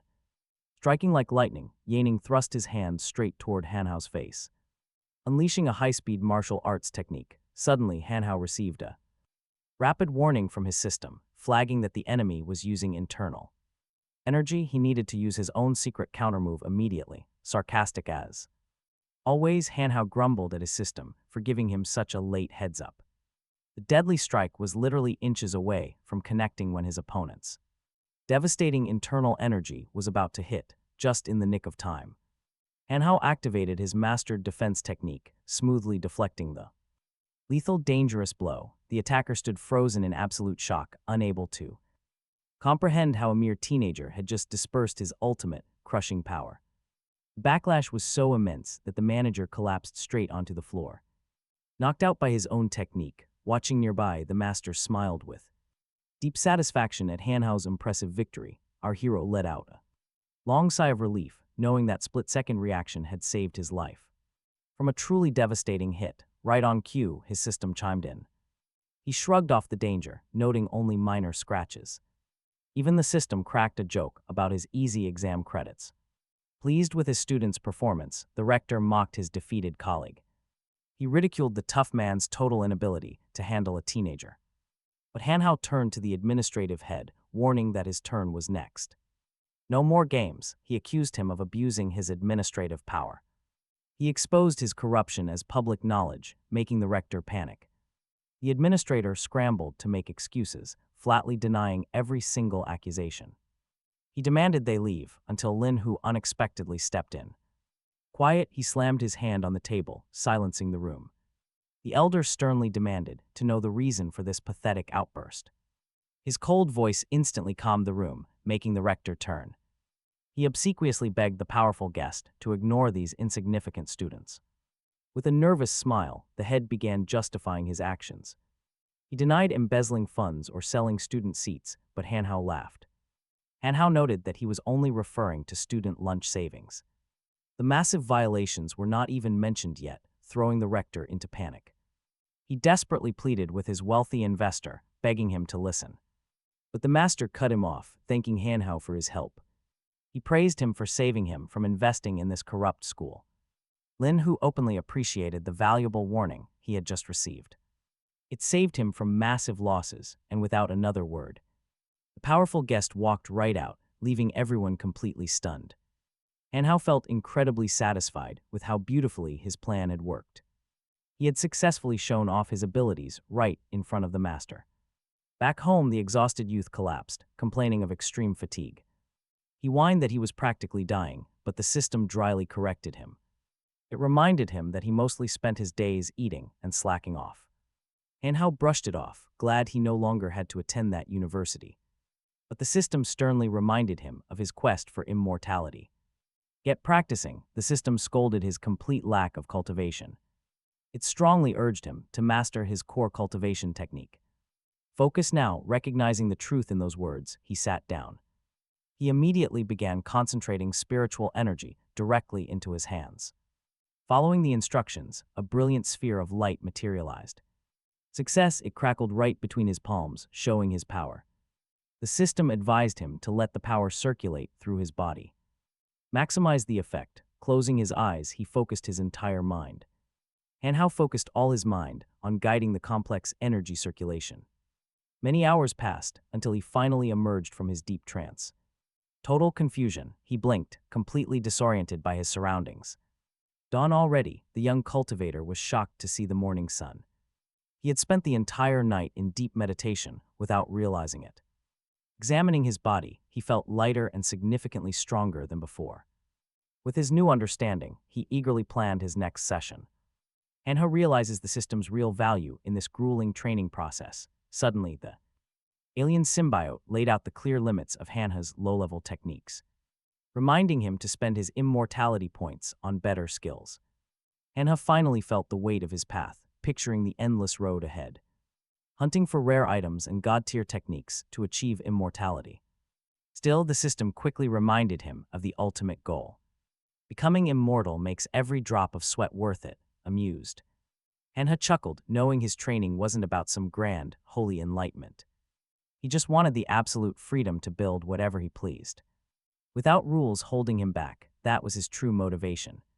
Suddenly, the rookie cultivator actually managed to lift his feet off the ground, floating in midair, using his newly boosted power. But right as he is testing this out, an unexpected guest arrives. Venerable Master Lianhao stands there, visiting at such an incredibly early hour. The elder watches his young student's progress with pride. Hanha stares at his cheerful face, highly curious about why he dropped by so suddenly. Without wasting time, the master asks about his cultivation progress. Wondering if he is ready to transcend normal human limits, Hanha humbly claims he is just slightly stronger, denying any breakthrough. Changing the subject, Hanha politely asks what brings the elder here today. The old master sighs, getting straight to the point. He reveals yesterday's trouble is solved, and the corrupt rector is officially fired. With a warm smile, Lianhao delivers the good news. Classes are back on, and the students' rights are fully restored. Though Hanha bows and thanks him, he is secretly screaming inside. Going back to school is the absolute last thing he wants. The elder then mentions the bizarre incident involving Yang Tianning. With genuine fatherly concern, he warns the boy to stay alert, urging him to ask for backup if things get too dangerous. Nodding respectfully, Hanha promises to keep a low profile from now on. Meanwhile, in a lavish office, boss Wang Benchen is furiously demanding answers. Shaking in fear, Yang Tianning keeps bowing and apologizing to his boss, insisting the kid possesses some kind of freakish, inhuman strength. Wang Benchen scoffs, refusing to listen to these pathetic, desperate excuses. There is no way a mere teenager overpowered a seasoned, professional fighter. Still shaken, the thug tries to explain how the kid effortlessly countered his ultimate move, leaving him completely helpless. He begs his boss to take action, bringing up how his own son got trashed and how they cannot let this massive disrespect slide. Wang Benchen takes a long, slow drag of his cigarette, dead silent. He is completely stumped. Not every day a high-tier thug gets crushed like this. Either way, for the total chaos at the Stone Games, the kid has to pay. His henchman looks up in surprise, asking about the missing pill, wondering if the valuable medicine was actually in Hanha's possession all along. Wang Benchen growls, confirming the kid definitely stole their most precious treasure. He got word from a top courier, but searching the house turned up absolutely nothing. Desperate, the furious gentleman handed his own son's life over to one of Kelly's top killers. Absolutely no names. He wanted his identity left completely out of the job. Understanding the assignment perfectly, the loyal assassin promised his boss a clean, immediate start. The hunt was officially on, no more questions needed. Meanwhile, Hanhao picked up a call from Moi's girlfriend, eager for updates. Surprised, the girl revealed she was officially reinstated to her university. Expelled, she never even heard a single word about it. Apparently, the whole issue got brushed aside because a board member fell ill. Since it was already too late to head over, Hanhao made a decision. He decided to push his return to campus back until tomorrow morning. His plan: play totally dumb and act like nothing happened. Enjoying his unexpected day off, the young man walked into a local cafe. Right away, he felt it, heavy stares tracking his every move. It felt like unseen eyes were dissecting every single thing he did. A cold chill crept down his spine. He was being watched. Hanhao hung up after setting a plan to meet her later that evening. Even as the tension grew, he casually went up and ordered a drink. He asked for a weird order, lemonade without lemon, and the server agreed instantly. Honestly, who wouldn't want a perfect day off with absolutely zero worries? But those bizarre looks from the customers, they totally ruined the vibe. That creepy sensation of being stalked was only getting more intense by the second. Hanhao put his guard up, immediately spotting one guy who looked incredibly out of place. This shady customer was staring at him way too openly. Hanhao kept his cool. He quietly assessed the danger. Meanwhile, the employee behind the counter slid the fresh lemonade forward. He stood there quietly, waiting for Hanhao to finally grab the cup. Then, right before touching the glass, Hanhao suddenly froze. He pulled his hand back, having spotted something very wrong with the setup. He coldly pointed out that the server never asked about sweeteners. No sweetener, no honey, That's when Hanhao's eyes went wide. Right behind the counter, he spotted the real employee tied up and gagged. Suddenly, a strange bracelet on the fake worker's wrist flashed red. His cover was blown, a hidden dagger shot from his sleeve. The deadly blade flew straight for Hanhao's face, aiming to kill in one shot. But with lightning reflexes, Hanhao tilted his head back just in time. The steel sliced empty air, leaving the annoyed assassin cursing his missed shot. He couldn't believe his perfect disguise had fallen apart so easily. Hanhao smirked, explaining that the lemonade's bizarre color gave him away first. It looked completely different from how real lemonade should actually look. Then, out of the corner of his eye, Hanhao spotted another spy. Another guy was frantically holding a newspaper completely upside down. A dead giveaway that he was definitely not a normal customer. Honestly, the entire crowd of customers was acting incredibly bizarre. One was aggressively eating raw sugar, while another sat shivering in gray rags. Hanhao gets suspicious. Standing his ground, he asks why they really came. He confronts them. Their moves are way too coordinated to be random. Game over. With their cover blown, the leader stops playing nice. He shows his hand, finally introducing his crew to their target. They are the legendary Gold, Wood, Water, and Fire brothers. Working for a shadowy group, the Fire brother delivers the news. He has a hit order for Hanhao, promising a very quick death. Hanhao can barely believe his ears. He is completely caught off guard. What did he even do? He is genuinely baffled by this. Trying to play it safe, Hanhao acts weak and completely harmless. He insists there is no way he is a real threat. Facing actual death, the young man demands to know who ordered this. He just wants to know the real reason he has to die. But they refuse. Professional ethics means keeping the client's name secret. Suddenly, Hanhao snaps, his weak act completely vanishing. Tell me the boss's name right now, he fiercely demands. The pink-haired Fire brother just sneers, talk about a completely naive threat. But then, oops, the Earth brother accidentally blabs the big secret. He mentions Grandmaster Wu, instantly breaking their strict rules of secrecy. The name rings a bell. Hanhao desperately racks his brain. Where exactly has he heard about this mysterious Grandmaster Wu before? Focus, the pink-haired Fire brother reminds Hanhao that his time is up. Time to die, but Hanhao quickly slips back into his act. He begs for mercy, putting on a perfect show of sheer terror. One brother is not buying it. Honestly, can you blame him? He notes that Hanhao looks way too physically fit for some ordinary civilian. No more mercy. The mercenary vows to leave him zero chance of survival. Suddenly, he pulls out a massive handful of razor-sharp shurikens. As the blades fly, Hanhao keeps playing the helpless, weak victim. He effortlessly dodges every single strike while mocking their terrible aim. Look where you hit, he laughs, keeping his goofy act alive. But the Fire brother just smiles. He was never trying to hit him. Different strategy. Hanhao suddenly senses something is very wrong here. He frantically tries to decode this weird attack pattern, and then it hits him. The shurikens were not misses. They were placed to surround him completely. Talk about a hopeless situation. He is trapped with absolutely nowhere to run. Dozens of lethal weapons box him in, making any movement totally fatal.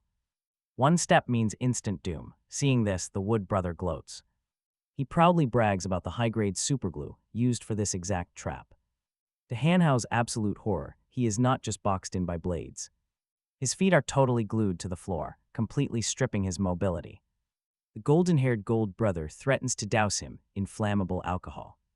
Next, the green-haired brother threatens to set him ablaze with blazing fireballs. Gold prepares to strike, ready to trigger their insanely deadly combo.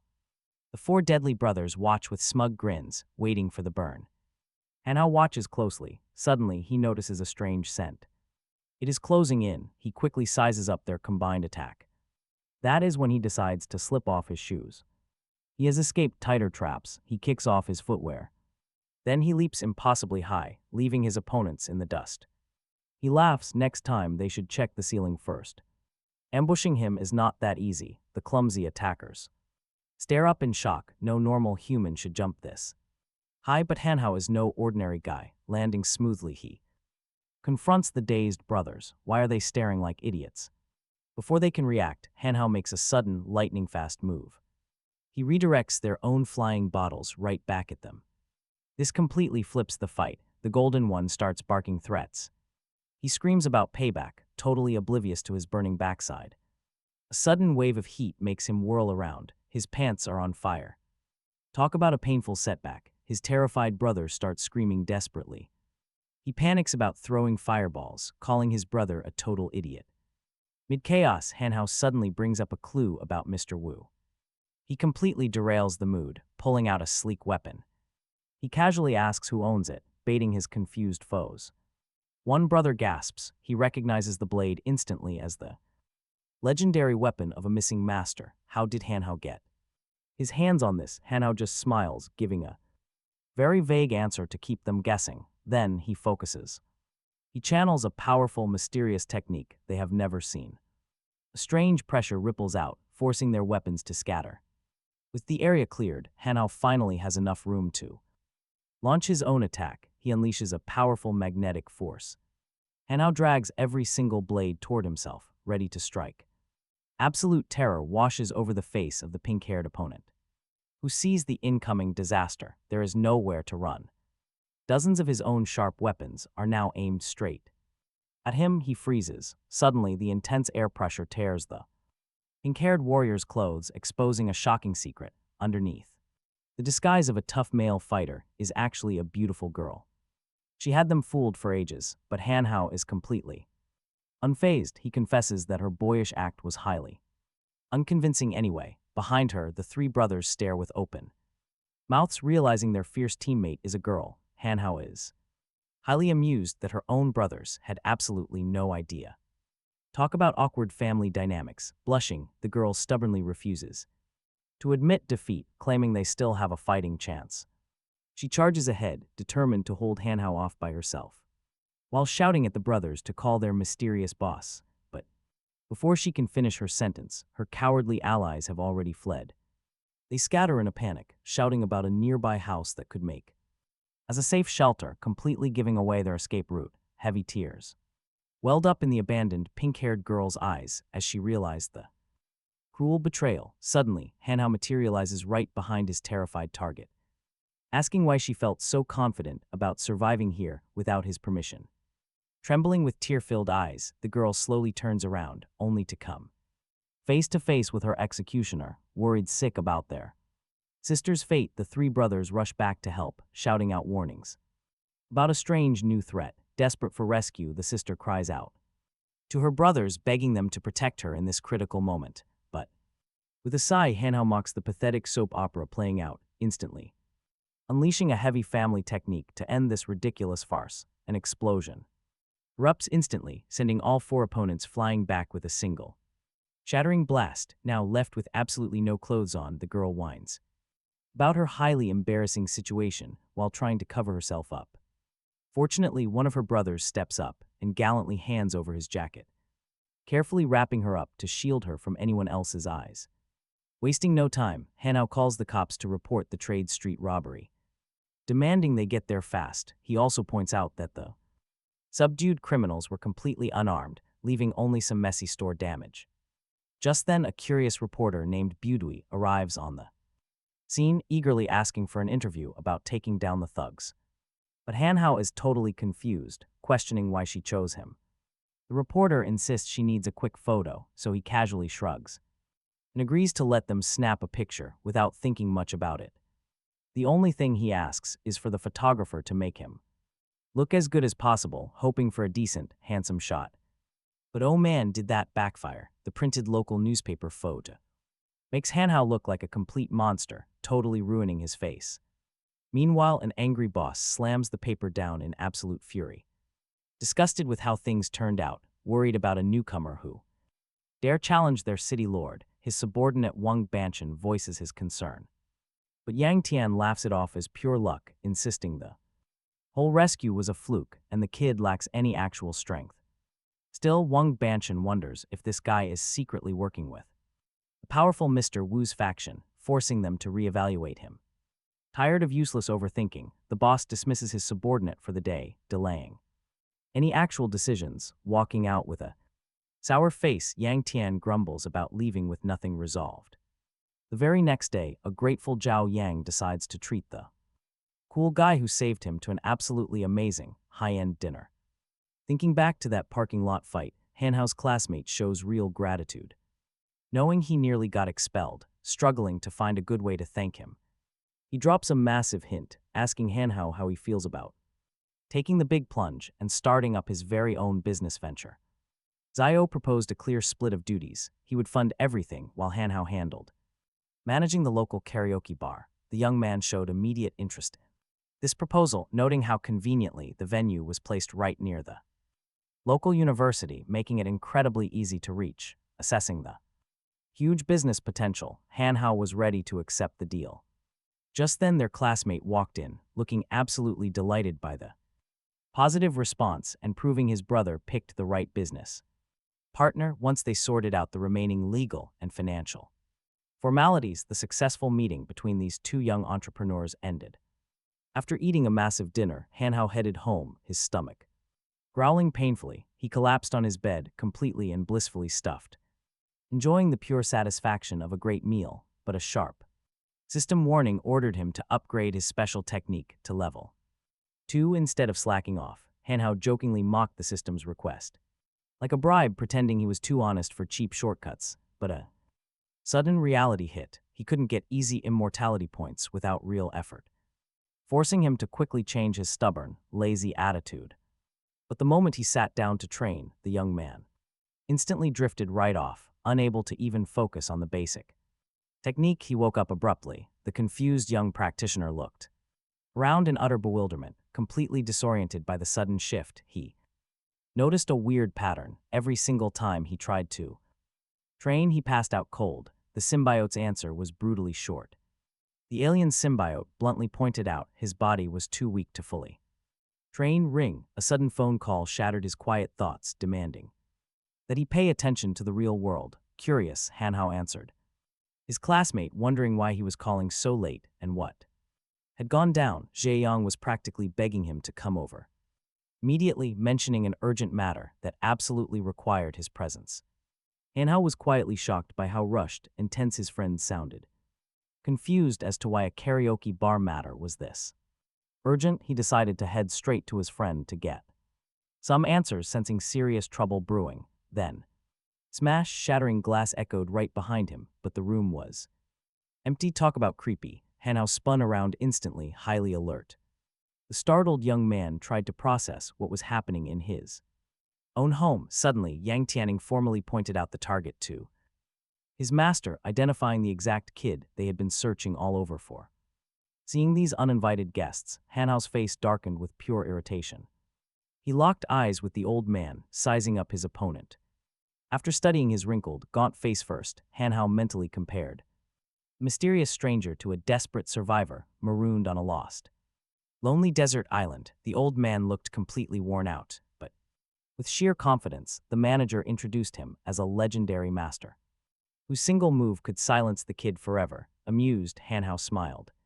He questions the old man's real motive, suspecting a trap to lock him away, just for offending a dying man's feelings. In utter disbelief, the master asks the kid if he even realizes who he is, shocked by his clueless look. Low whispers sweep through the crowd as they recognize the man. It is the famous John Bai, a regular guest on television.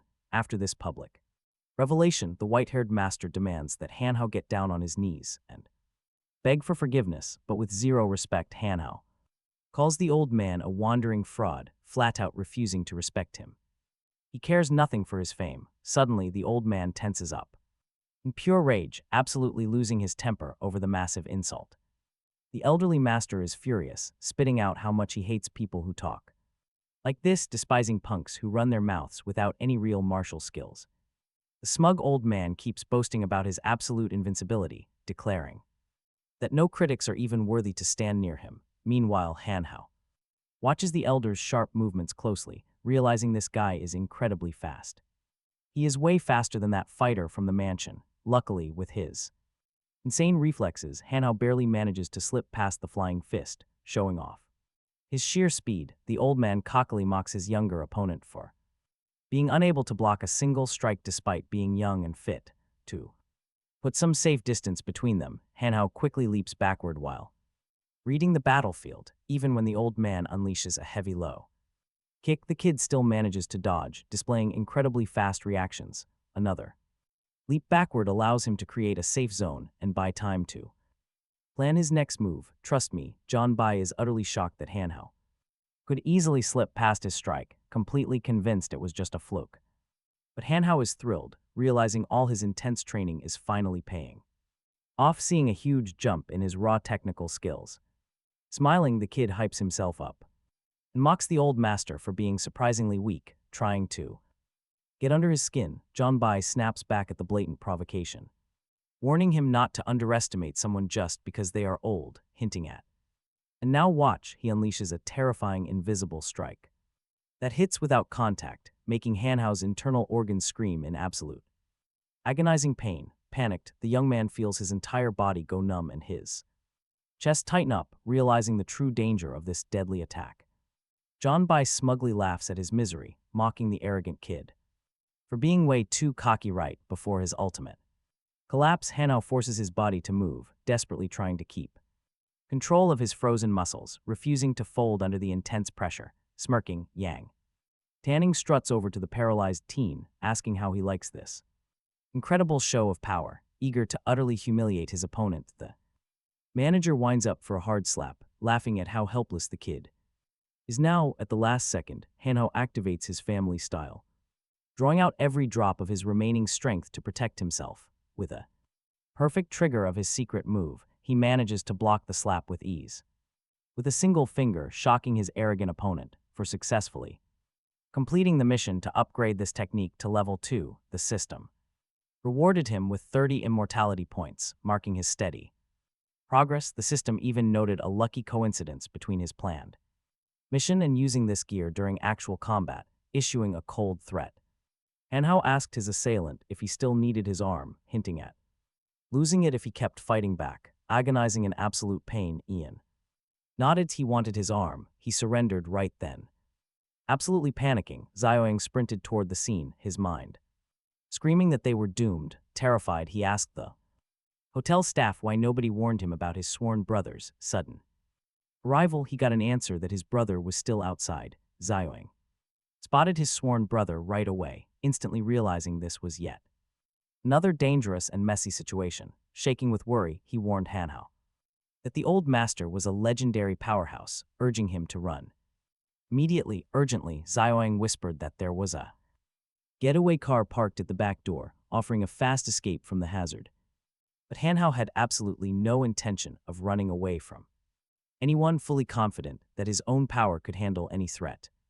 With total ease, the confident fighter smashed both opponents, showing off his unmatched martial arts. Zioang watched in absolute awe as the beaten enemies collapsed right before them, unable to believe his own eyes. The stunned friend couldn't help but praise Hanhao's incredible skills and unshakable composure, feeling incredibly proud to be his brother, the victor. Calmly asked what this whole confrontation was actually about, focusing back on why they met now that the trouble was over. Avoiding a direct answer, his friend admitted there was a deeper motive for their meeting. Getting impatient, the young man demanded details about what else was going wrong. Confidently, Zioang revealed that his father forbade him from speaking, but after witnessing Hanhao's power, he knew this was his only hope. He hesitated, anxiously taking a deep breath before finally sharing the real reason for their talk, stressing how dire things had gotten. Sobbing in despair, he begged Hanhao to save his father, pouring out all his remaining hope. Hanhao playfully teased him about being a daddy's boy, hiding his true concern behind a light smirk. Relieved, Zioang quickly explained the threat of his father's old enemy, Chang Ye, who wanted blood. While the kid didn't know the full history of their feud, his father had banished the man from the city years ago, sparking this bitter grudge. Now that dangerous enemy had returned as the leader of a ruthless gang of assassins bent on killing his father. Those agonizing final days of his father's life had become a sleepless nightmare of fear and hunger. During their investigation, Yang Tian's hidden plans were suddenly uncovered. With sudden clarity, Hanhao asked how that phone call tied into everything. Fully aware that a massive favor was now owed, without hesitation, our hero promised to help, not fully realizing how heavy that promise would actually be. Surprisingly, his old classmate fell silent, looking extremely hesitant about something. He clearly had serious doubts, so Zioang carefully spoke up. He was not questioning his friend's strength, but rather the enemy's massive numbers. We are talking about a whole squad of elite assassins, but Hanhao was restless. He cut the talk short, demanding coordinates instead of endless worrying. Soon they were flying down the dark highway in a sleek sports car, nearing their destination.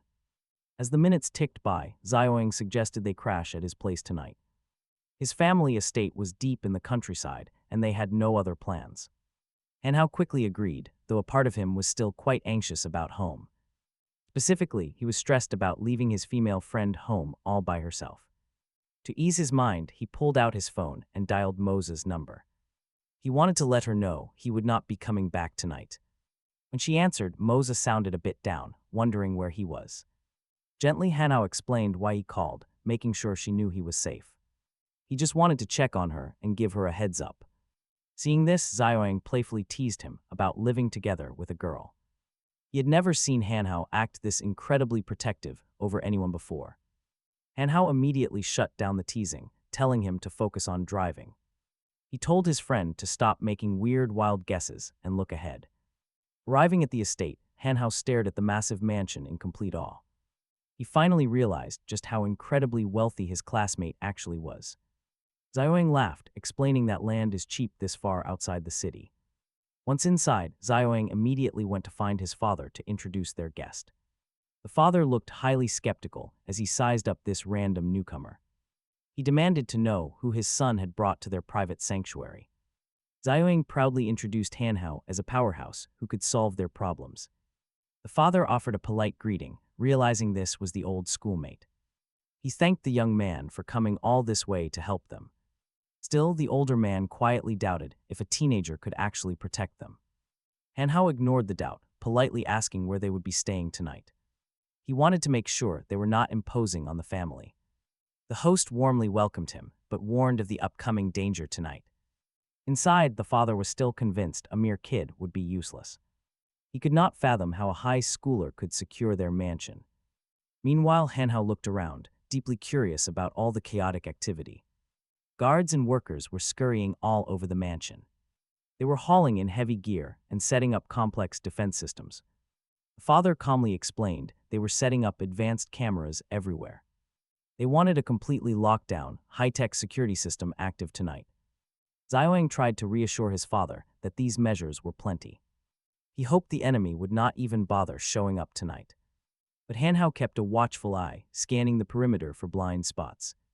He carefully looked for any potential entry points the assassins might use. Silently, he pulled up his system interface to check his current balance. Professional hitman, the system gives him a couple of options, and our guy has to pick between a reusable shadow catcher's rack or a single-use scroll with the same function. Hanhao logically leans toward the reusable rack as the smarter choice. Honestly, why would anyone ever choose a disposable item over a permanent one? But then the system drops some bad news about the rack's crazy price tag. It costs 100 points over his current balance, then the system starts throwing shade, calling him an idiot, which immediately makes our guy protest. He had no real choice. With a heavy heart, Hanhao buys the one-time scroll for 30 points, crying inside over his lost bonus points. He immediately starts using his new purchase, carefully laying out the scroll. With a sudden wave of magic, the activated item begins to expand. Spreading its detection barrier across the entire manor, our main character now has insane sensitivity to every single movement inside the house, guaranteeing he can spot intruders instantly, even with his vigilance.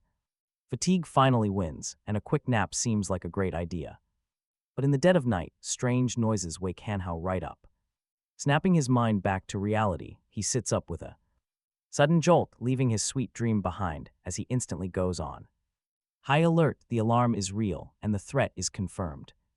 They have contact. Intruders are closing in with some seriously bad intentions. Our hero is surprised to see they aren't using normal tactics. They are actually tunneling underground instead of launching a direct frontal attack. Talk about a calculated move. The tunnel is dug right toward the security room where the father is resting, and they are almost there. Hanhao rushes to the rescue, ready to teach these idiots a lesson. He's going to show them exactly what happens when you mess with his family. He reaches the security room, hoping he's not too late to stop them. His gut tells him he's arrived just in the nick of time to stop them. He bursts in dramatically, yelling a warning about the incoming danger.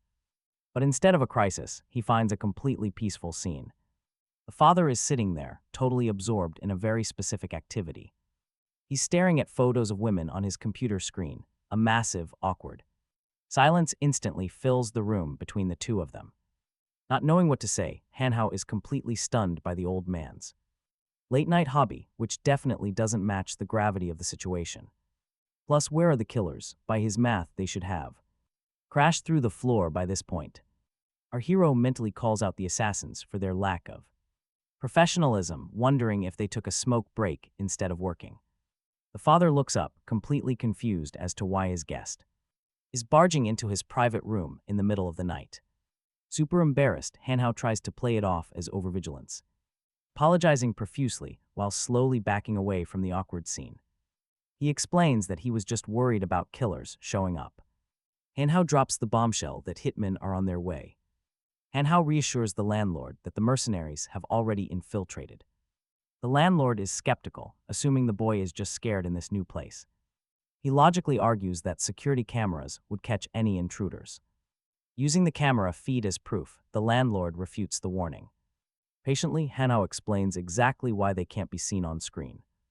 The enemies are underground, right below them. A heavy silence fills the room. Everyone strains to hear any digging sounds, but they hear absolutely nothing. Suddenly, the doors behind Hanhao swing open to reveal the hidden assassins. They showed up from a completely different direction than anyone expected. The invading assassins dramatically announce that their time of death has arrived. Hanhao is genuinely bewildered by these mercenaries and their tactics. These professional killers actually chose to just walk through the front door.